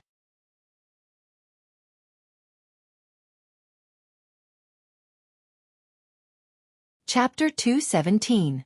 Xianxia quietly stood at the entrance of the cave. Suddenly, he raised his head and looked at the top of the cave. He seemed to have seen something, but because the surrounding light was too dim, he gently snapped his fingers. Under the surge of true essence, the ball of fluorescent green light suspended in mid-air suddenly flew to the center of the cave, and then became brighter and brighter. Then, the ball of light directly turned from green to white, and constantly bloomed with dazzling light. The ball of light emitted a strong light like the summer sun, and instantly lit up every corner of the cave. In an instant, the light was as bright as day, and the fine details could be seen clearly. With the light source, Xianxia directly walked into the cave with Zhao Guifan. At this time, he raised his head again and looked at the top of the cave. There were actually 3 people hanging above the cave. He saw that in the center of the cave, about 3 meters above the ground, a wooden beam was placed on the wall at both ends of the cave. And on this beam, there were 3 people in red wedding robes hanging in order. The 3 of them had their heads down, and their faces were facing down. Their hair was messy, and their long hair hung down naturally, covering their faces. Therefore, it was impossible to tell whether they were male or female, and even whether they were dead or alive. They were hung on the beam with their heads down, and their appearance was somewhat similar to the cured meat that was hung outside the balcony in winter, one after another, and arranged very neatly. What was even more strange was that these people's feet were tied with thick ropes, and there was a medium-sized weight hanging on their feet. The weight was tied with a thin rope, and it hung on their feet, naturally hanging to the ground. And below the weight, there was a wooden basin filled with clear water. In addition, around the wooden basin, there were 3 small incense burners, and they were in a tripartite formation, surrounding the basin in the middle. Each of the small incense burners had a red incense candle inserted into it. The incense candles were already lit, and a light breeze blew, and the candle flame was constantly dancing with the breeze. In the deepest part of the abandoned coal mine, such a strange scene actually appeared, and it was really a bit shocking.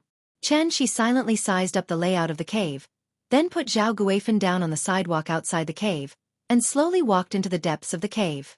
The beam was made of wood, the weight was made of gold, the clear water was made of water, the candle was made of fire, and the surrounding area was made of earth.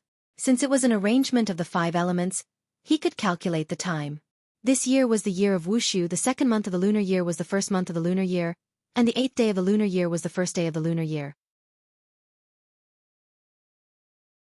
Wuxia is yang, Jianghu is yang, Bingshu is yang. Yang year, yang month, yang day. Once the sun rose, it would be 1/4 noon, which was also the legendary time of the sun. It was clearly a sunny day, but Xianxia found such a sinister and evil arrangement in this gloomy and abandoned mine. Now that was interesting.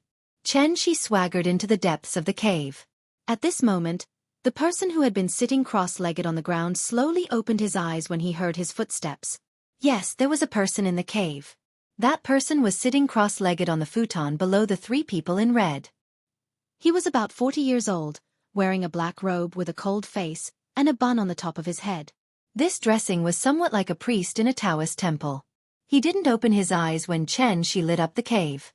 Until Xianxia walked directly into the cave without even saying hello, the person finally couldn't help but open his eyes. After opening his eyes, he first looked up at the light ball suspended above the cave, then looked at Xianxia and asked, "Mister, why are you here so late at night?" Hearing this, Xianxia asked with interest, "Are you an alchemist?"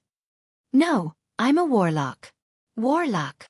Seeing Xianxia's puzzled look, the person couldn't help but look at him a few more times, then asked curiously, "You don't know about warlocks?" "I really don't know. I wonder if Mister can explain it to me." Alchemist, warlock, and sorcerer. Since Qin Shi Huang killed the alchemists, the theory of yin and yang disasters arose in Western Han. Because of the different ideas, the sorcerer was divided into two factions, alchemist and warlock. I'm the successor of the warlock. Alchemist? Warlock?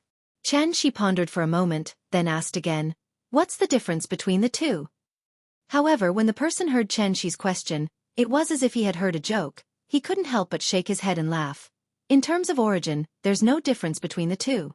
The reason why there are two different factions, alchemist and warlock, is just because those hypocrites insist on the distinction between good and evil. What is good? What is evil? Alchemists are good. Warlocks are evil. This is the difference between alchemists and warlocks. Hearing this, Xianxia couldn't help but glance at the layout of the cave. His heart suddenly had the most intuitive understanding of the warlock. Even cultivation had to use such evil methods. No wonder the world said that warlocks were evil. This really wasn't slandering them. "Thank you, mister, for your explanation, but I still have a question to ask." "Please ask." It was just the first time they met, but the two of them were like old friends, asking and answering questions. It was really a bit magical. "I want to ask, why did Mister arrange this?" Xianxia said while pointing at the three red-clothed people hanging on the beam. Hearing this, that person glanced at the blood-thorn grass in Xianxia's hand with deep meaning. Then, he suddenly laughed out loud. He seemed to be very proud of his masterpiece. After raising his head to look at the three red-clothed people above him, that person proudly introduced to Xianxia, "This is a cultivation method that I have spent several decades of effort to create.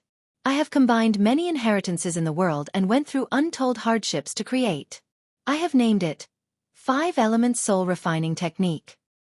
The red-clothed soul locks, the weight drops the soul, 1 foot above the ground, the soul can't escape with the earth, so the soul stays. The soul guide needle opens the Niwen palace, leads the soul out of the body, hangs on the beam, and hooks the soul with wood. The water and fire ray is placed below the feet, the water melts the soul, the fire tempers the soul, so it can remove the impurities of the soul. 1 out of 10, only one part of the essence will be drawn into the body. After the essence enters the body, you must immediately enter a meditative state, using the essence as a guide to circulate 36 small cycles. When the essence is exhausted, you will circulate 18 large cycles. The external essence will guide your own essence. After completing the cycle, you will not leave each other, touching the heavenly acupoints to open the jade door. If the jade door is opened, it means that you have successfully condensed your essence, and you have stepped onto the path of immortality. After the man explained the layout of the cave, he looked at Xianxia with a smile that wasn't a smile and said, "I've been thinking about this set of techniques for many years, but I haven't been able to perfect it. Until last year, when I accidentally found this mysterious plant, I finally understood the crux of it, and perfected this 5-element soul refining technique." As he spoke, he pointed at the bloodthorn in Xianxia's hand. The expression on his face became playful. However, Xianxia didn't have the self-awareness of a thief. He picked up the bloodthorn and casually glanced at it, then nodded and smiled. "Although this bloodthorn can steal souls, it is only a plant. I didn't expect you to be able to comprehend the truth of cultivation from it. It is truly admirable. Zhang Sanfeng is probably not much better than this." Xianxia wasn't lying. This person was born on a planet like Earth, but he was able to rely on his own exploration to find the threshold of cultivation. If this kind of talent was placed in the heavenly jade world, there was no way to imagine what he would achieve now.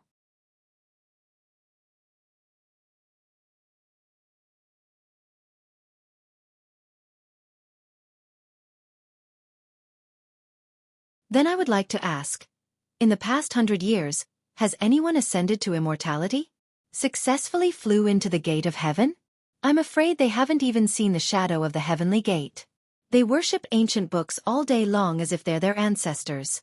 Can they become immortals just like that? Hearing this, Xianxia looked at Sun Wen thoughtfully and didn't say anything. When Sun Wen saw his expression, he immediately smiled proudly and said, "In fact, as far as this old man knows, this celestial being is not the end, but the starting point." As soon as these words were spoken, they resounded throughout the cave like the sound of metal being thrown to the ground. The celestial being was not the end, but the starting point. In a sense, this statement was not wrong. The celestial being was almost above the foundation establishment stage and below the Jindan stage. They who had yet to condense a golden core could only be regarded as low-level cultivators.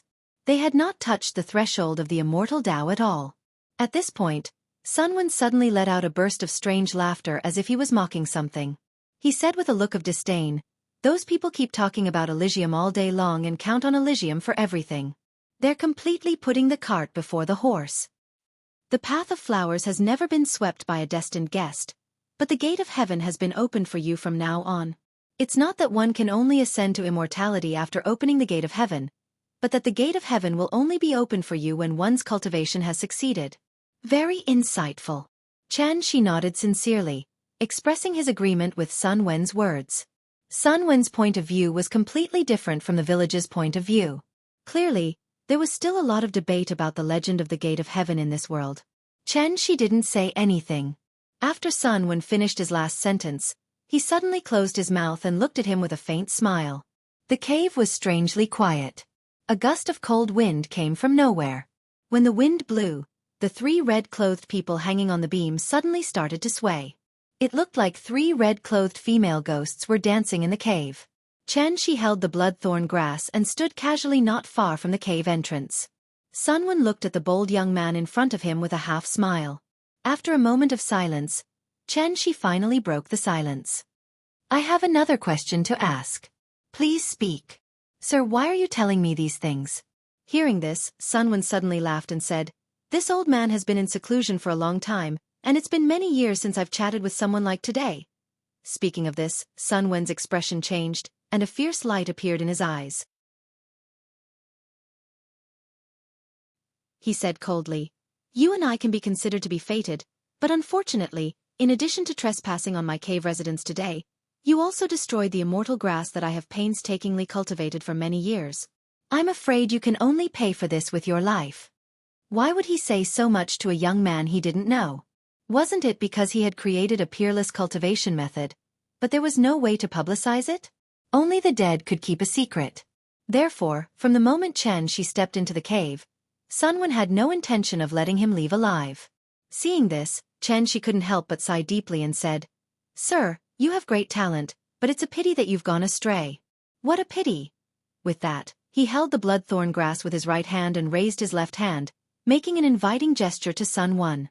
Seeing this, Sun Wen's face turned cold, and he couldn't figure out this young man's background. This was obviously his immortal's cave, yet this young man had such a confident appearance. Could it be that he had some backing? Thinking of this, Sun Wen frowned and asked, "Who exactly are you?" "Me." Xianxia smiled, and suddenly an idea popped up in his mind, so he said to Sun Wen, "Wu Lian, Special Affairs Department." Special Affairs Department, Special Affairs Department Office. Compared to the Emergency Department, the Special Affairs Department was the real main department of the Wu Lian. Obviously, Sun Wen wasn't really cut off from the world, so when he heard Xianxia say the word Special Affairs Department, his face instantly darkened, and he immediately rushed towards Xianxia. In the eyes of Wuxia's cultivators, the word Wu Lian was a very unlucky existence. This organization was part of the country's power, and once Sun Wen's secret was discovered by the Wu Lian, it would be no different from being stuck with dog skin plaster. Unless he left Wuxia, what awaited him would be the Wu Lian's endless pursuit. After dealing with this young man, he would have to find another place to cultivate in seclusion. Sun Wen was slightly different from great-granduncle. Great-granduncle was a martial artist, from the outside to the inside. Sun Wen was a sorcerer, from the inside to the outside. Therefore their fighting styles were very different. When Sun Wen rushed towards Xianxia, He suddenly waved his right hand, his 5 fingers forming a claw, and fiercely clawed at Xianxia. A black shadow suddenly flew out from his hand. Then, the black shadow seemed to have turned into a malicious spirit, its face contorted as it screamed. The ghost didn't make any sound, but at this moment, a sharp, ear-piercing howl suddenly rang in Xianxia's mind. The sound was like the sound of 2 pieces of foam rubbing against each other. It was exceptionally harsh and unpleasant to the ear, and could instantly cause goosebumps to rise on anyone who heard it. Using a killing move right from the start, Sun Wen really wasn't prepared to let this young man leave alive today. Yellow Sky Path of Spirits. Samsara Impermanence. The first of every month, the routine of asking for monthly votes.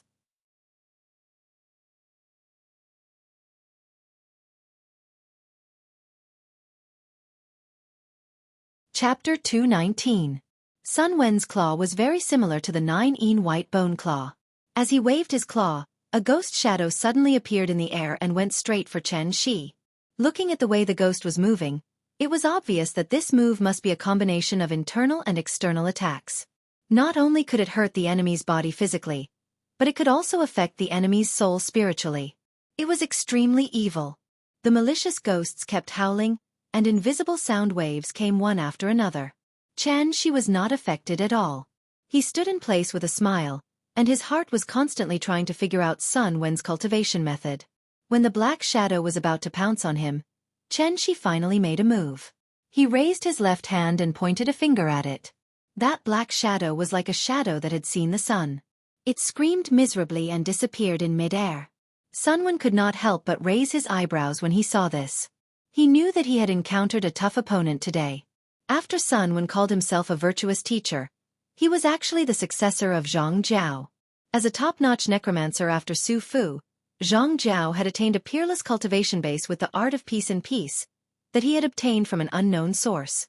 Because of that, he was honored as a great teacher. The impermanence of samsara came from the Taiping essential technique, and it was an upgraded version that Sun Wen improved with the 5-element soul refining technique. He did not expect that Xianxia could easily break it with one finger. How could Sun Wen not be surprised? How was this a young man? He was clearly an old monster who had a technique to retain his youthful appearance. In fact, Sun Wen was not a middle-aged man. He was born during the Daoguang era of the Qing dynasty, and was already more than 180 years old. Sun Wen's talent was indeed far superior to ordinary people. As the only remaining successor of the Taiping path, he had already stepped into the soul conduit realm in his 40s under the guidance of his master. He was known as the Taiping Heavenly Master.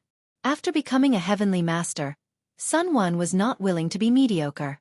Instead, he began to travel around to find a way to go further. Sun Wen was different from great-granduncle. He did not believe that the Heavenly Gate could allow people to ascend. Therefore, he had never counted on the Heavenly Gate. Instead, he had been quietly cultivating. He practiced diligently all day long, which made his cultivation far superior to great-granduncle. In fact, Sun Wen was only one step away from being able to form the 3 flowers and truly step into the golden core realm. With the revival of the spirit qi of heaven and earth, Sun Wen had also found a way to cultivate qi. Perhaps if he was given enough time, Sun Wen would be able to carve out a path of his own. Regardless of whether it was good or evil, as long as he could continue down this path, then it was the right path. Unfortunately, Sun Wen met Xianxia today. He was like a walking steel plate in this world. Therefore, when Sun Wen saw that his move was easily broken by Xianxia, he immediately stopped and asked with a frown, "Who are you?" "I've already told you. It's the Wu Lian Special Affairs Department." Sun Wen was clearly dissatisfied with this answer. Therefore, he coldly shouted in anger, pretending to be mysterious, "Since that's the case, I'll capture you first and then slowly interrogate you." After he finished speaking, Sun Wen's black robes began to flutter even though there was no wind. A strong storm suddenly blew in the cave. 2 long dragons of murderous aura rolled out from Sun Wen's sleeves like tornadoes in the desert, roaring as they rushed towards Xianxia. These 2 tornadoes were actually formed by Sun Wen's magical power. In the process of rushing towards Xianxia, the 2 tornadoes even intertwined with each other, turning into a sharp, cone-shaped cyclone. The cyclone spun rapidly like a sharp knife. Like a high-speed drill, when the cyclone rushed towards Xianxia, it also tore a vacuum in the air. This move was monstrous, but when Xianxia saw it, he shook his head in disappointment. Compared to the improved version of the Samsara Impermanence, this move did not have any special features. It looked powerful, but in fact, it was the simplest way to use vital essence. It was just using brute force to break through all techniques. This was also a method that Xianxia often used. Perhaps he wanted to force Sun Wen to take out his trump card. So when the cyclone rushed towards him, Xianxia raised his left hand. Like fishing in the water, he directly reached into the center of the cyclone, and then he squeezed hard. This fierce cyclone was like a poisonous snake that was pinched by him. After struggling helplessly for a while, it turned into countless bursts of energy and dissipated. The chi that scattered in all directions hit the rock walls of the cave, and like a machine gun, countless stones fell from the rock walls with a crackling sound. The rubble fell to the ground, and a rustling sound was heard. Under Sun Wen's incredulous gaze, Xianxia calmly raised an index finger, then smiled slightly. "You still have one last chance to make a move, don't let me down." "You!" Hearing this, Sun Wen could not help but widen his eyes. The hair on his body stood up, and the expression on his face was like he had seen a ghost. It was no wonder he was afraid. The move just now was Sun Wen's own killing move. In terms of lethality, it was a bit stronger than the Samsara Impermanence.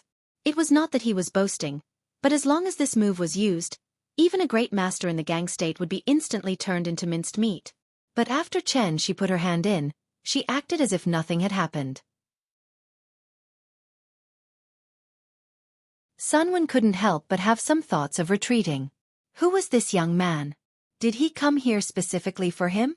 Because he could not figure out Xianxia's background, the expression on Sun Wen's face became more and more dignified. When he saw that Xianxia was still as calm as before, Sun Wen had to seriously consider Xianxia's words. Last chance to make a move? Thinking of this, Sun Wen could not help but look at Xianxia, as if he wanted to say something. But after hesitating for a moment, he just sighed deeply, and the expression on his face became quite complicated. Today was the Yang year, the Yang month, and the Yang day. It was the rare time of the highest Yang. The depths of the abandoned mine had become quite yin due to the lack of sunlight all day long. In addition to Sun Wen's arrangement, this place was now a place of extreme yin and extreme evil. Extreme Yang time, extreme yin place. Extreme yin and extreme Yang. He wanted to use this arrangement to help him break through to the celestial being realm, but he did not expect this arrangement to become his killing move in the end. Thinking of this, Sun Wen could not help but clench his teeth. He suddenly put his hands together in front of his chest and directly made various seals. As he kept making seals, a yin and yang formation slowly condensed and formed in front of his chest. Seeing this, Xianxia was not anxious at all. He was now like a cat teasing a mouse. Because this was the first time Xianxia came into contact with a necromancer, he wanted to thoroughly understand the cultivation system of the necromancer lineage. He only gave Sun Wen 3 chances to make a move. This was already the 3rd time. Sun Wen was a smart person, so naturally, he would not waste this opportunity. Therefore, when he began to focus and gather qi, the spiritual energy of heaven and earth in the vicinity suddenly shook violently. Sure enough, Sun Wen had comprehended the truth of heaven and earth and began to try to use the spiritual energy of heaven and earth to cooperate with his casting. Probably because it was his first time using this move, Sun Wen took a long time to prepare. Xianxia waited quietly. His curiosity was completely piqued by Sun Wen. He wanted to see what kind of amazing move a cultivation genius like Sun Wen would create. Because Earth was different from heavenly spiral, perhaps he could learn something from it? Xianxia was looking forward to it. And Sun Wen did not disappoint him. When the yin and yang formation condensed in front of Sun Wen's chest, it immediately turned into a black and white yin and yang fish. Then, it began to slowly spin and flow. The yin and yang fish spun faster and faster. In the blink of an eye, the 2 yin and yang fish seemed to have completely merged into one, turning into a hazy gray that represented chaos. Black and white blended and returned to chaos. At this moment, Sun Wen suddenly let out a roar.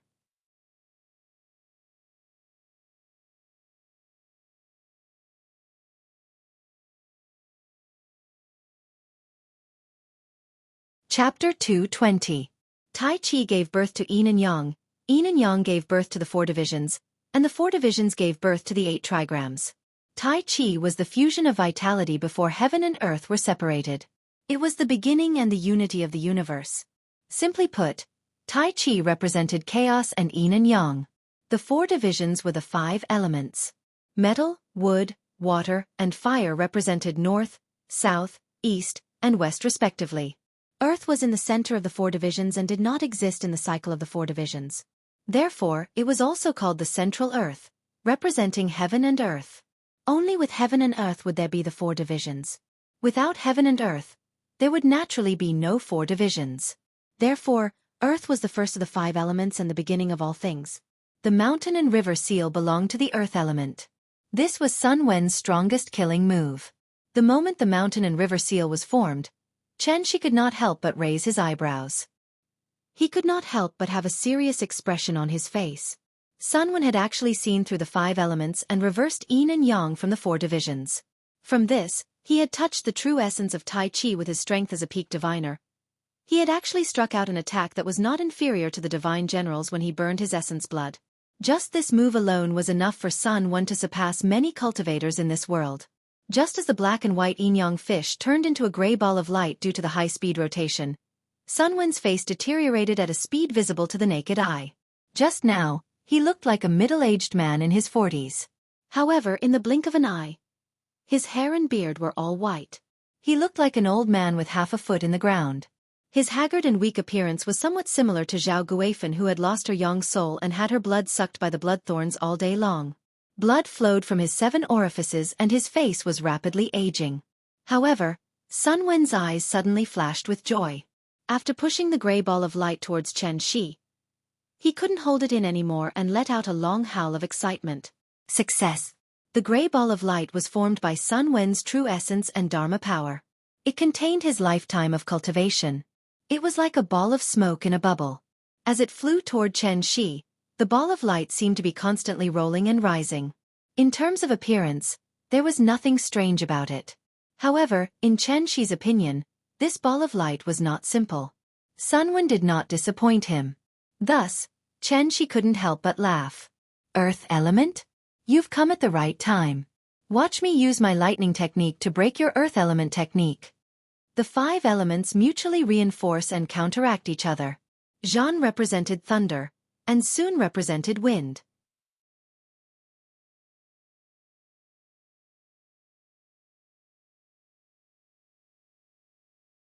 Yeah, I don't know if I'm lucky or he's unlucky. Send someone here. He's a celestial after all. Capturing him for a vivisection seems to be a contribution to society, right? After Xianxia's voice fell, there was no sound from the other end of the phone for a long time. Qin Shueqing thought that Xianxia only met Sun Wen face to face, but now that she heard the meaning of his words, did this mean that he was going to capture Sun Wen alive? Capturing a celestial alive? Her sister-in-law was stunned for a while before she came back to her senses. Then she jumped out of bed slightly agitatedly and said quickly, "I'll bring someone over right away. What's the address?" "I'll send you the location." "Okay." Xianxia would not joke with her on this kind of issue, so Qin Shueqing did not have any doubts at all. After hanging up the phone, she left the Sai courtyard. The Wu Lian had been established for so many years, but they had never captured a celestial alive. Who knew how much credit this was? In fact, it was not that the Wu Lian could not capture a celestial. It was just that capturing a celestial required extremely careful arrangements, and it would even cause a lot of trouble. Right now, everything was about maintaining stability. Therefore, Wu Lian could only turn a blind eye to the existence of the celestials. As long as they did not go too far, the Wu Lian would not encircle and annihilate them. Xianxia did not kill Sun Wen. Sun Wen was worthy of respect.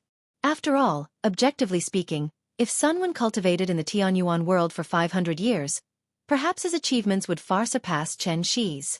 This was talent. Wasn't talent the most lacking in the 21st century? Although Sun Wen was not a good person, Xianxia was not a judge after all. Handing him over to the Wu Lian and letting the Wu Lian deal with him was really a contribution to society.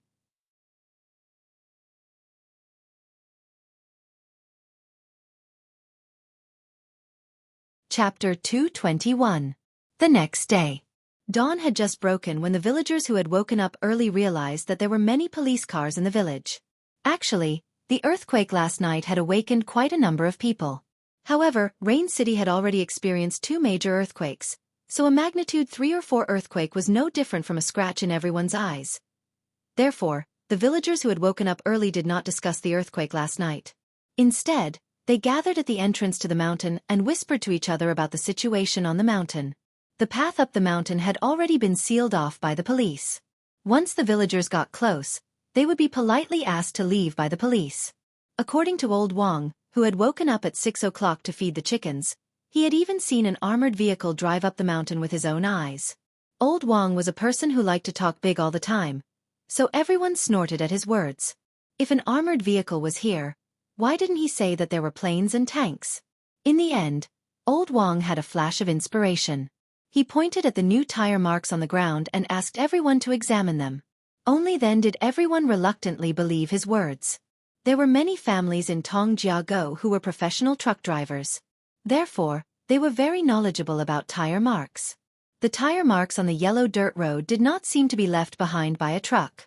The police were standing guard and the army was going up the mountain. So what exactly happened on the mountain? Everyone was very puzzled, but no one would tell them. When the little fellow woke up, it was already 9 o'clock in the morning. She had slept very deeply. Even after waking up, she was still in a daze for a long time. Qin Ruoying fetched a basin of hot water and helped the little fellow wash up in the living room. The little fellow turned her head in a daze and looked at the courtyard outside the old house. Her memory was still stuck on the night when she watched the movie. The little fellow blinked her eyes and looked outside the house. Then, she raised her head and looked at the decorations in the room. When she realized that she was in a completely unfamiliar environment, a puzzled expression appeared on her little face.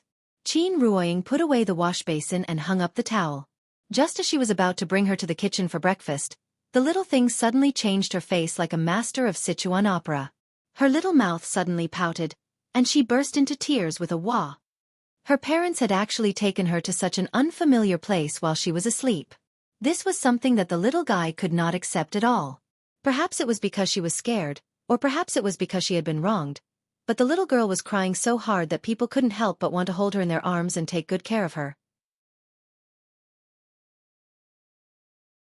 Her crying alarmed everyone in the room. Auntie Zhang and Chen Shi were discussing the problem of making millet porridge in the kitchen. When they heard the commotion outside, they hurriedly walked out of the kitchen.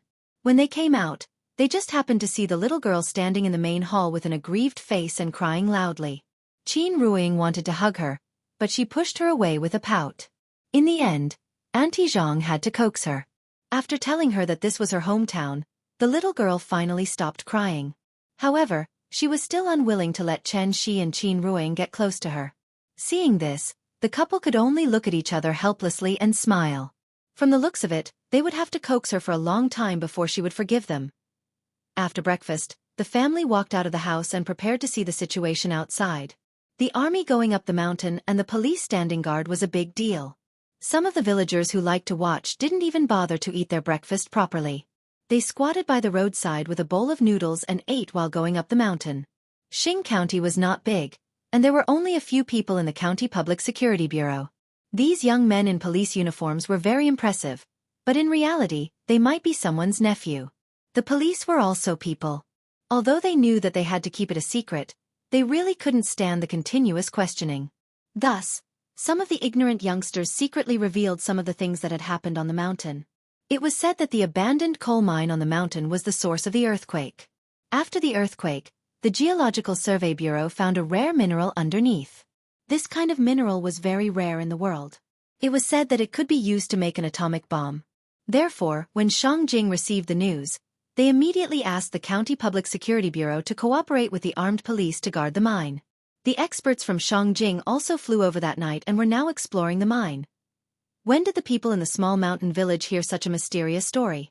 Therefore, the whole village, men and women, old and young, gathered in front of the small road up the mountain. They all wanted to see what the mineral that could be used to make an atomic bomb looked like.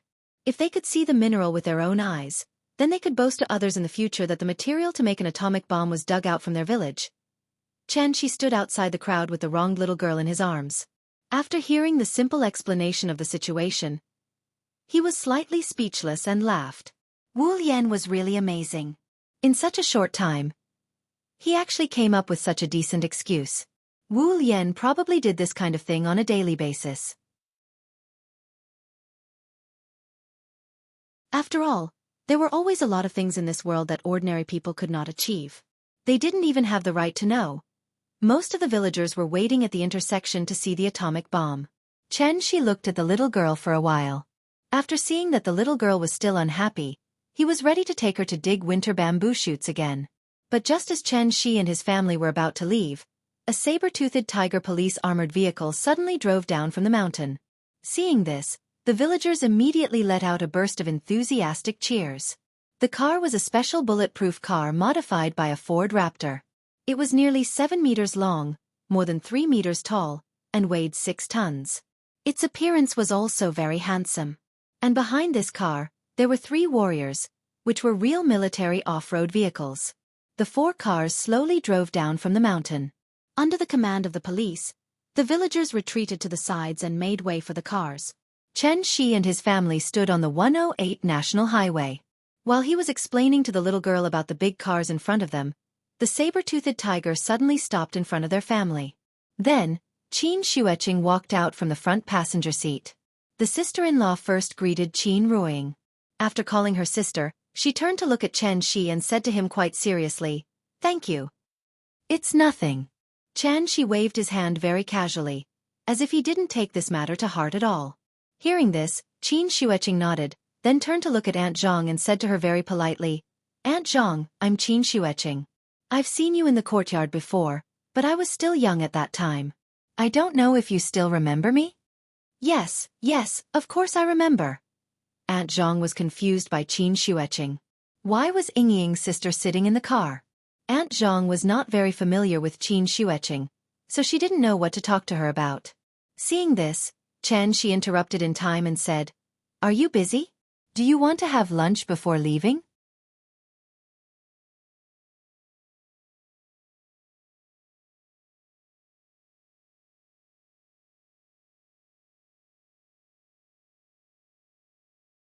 When she heard that she was going to use the winter bamboo shoot she dug out for lunch, the little thing was so happy that she couldn't close her mouth, and her hands and feet couldn't help but become much more nimble. It was a new experience for the little guy to eat the vegetables he picked with his own hands. Why were farmhouse dishes delicious? Wasn't it because she could just pick whatever she wanted to eat from the fields? Fresh ingredients were the prerequisite for cooking food. Not sure if it was a psychological effect, but today's bamboo forest did not seem as gloomy as yesterday. The sun was shining brightly in the sky. The bright sunlight shone on top of the bamboo forest, making the bamboo forest lush green, making people feel a trace of spring. The bloodthorn was hung on the wall by Xianxia.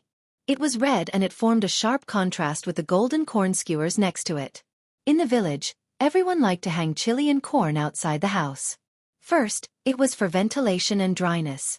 Second, it was a symbol. Chili symbolized red and corn symbolized a bountiful harvest. Both were good omens. In fact, when Xianxia saw Sun Wen's 5-element soul refining technique, he already knew why Aunt Zhang suddenly fainted. It turned out that Sun Wen used Aunt Zhang as the next batch of cultivation cauldrons. The principle of the 5-element soul refining technique was actually similar to the bloodthorn grass. It was to absorb other people's soul and essence to strengthen oneself. It was precisely because Sun Wen came into contact with the bloodthorn grass that he comprehended the 5-element soul refining technique. Because Aunt Zhang had taken the spirit cultivation pill, the remaining spirit energy in her body attracted Sun Wen's attention. Fortunately, Xianxia noticed the abnormality in time and insisted on coming to Aunt Zhang's home to take a look. Otherwise, Aunt Zhang was afraid that she would inevitably follow in Zhao Guifen's footsteps. After putting down Sun Wen, Xianxia also saved Zhao Guifen. Therefore, when he took the little fellow to dig bamboo shoots in the bamboo forest, a series of firecrackers suddenly sounded not far away. Wasn't it from Zhao Guifen's house? Looking at the situation, it was probably to celebrate Zhao Guifen's not crazy anymore. Zhao Guifen had a younger sister named Zhao Guixiang. She was Zhao Guifen's only relative in this world. The relationship between the two sisters was very good. Zhao Guifen had been crazy for so long, but Zhao Guixiang did not leave her and stayed at her house to take care of her.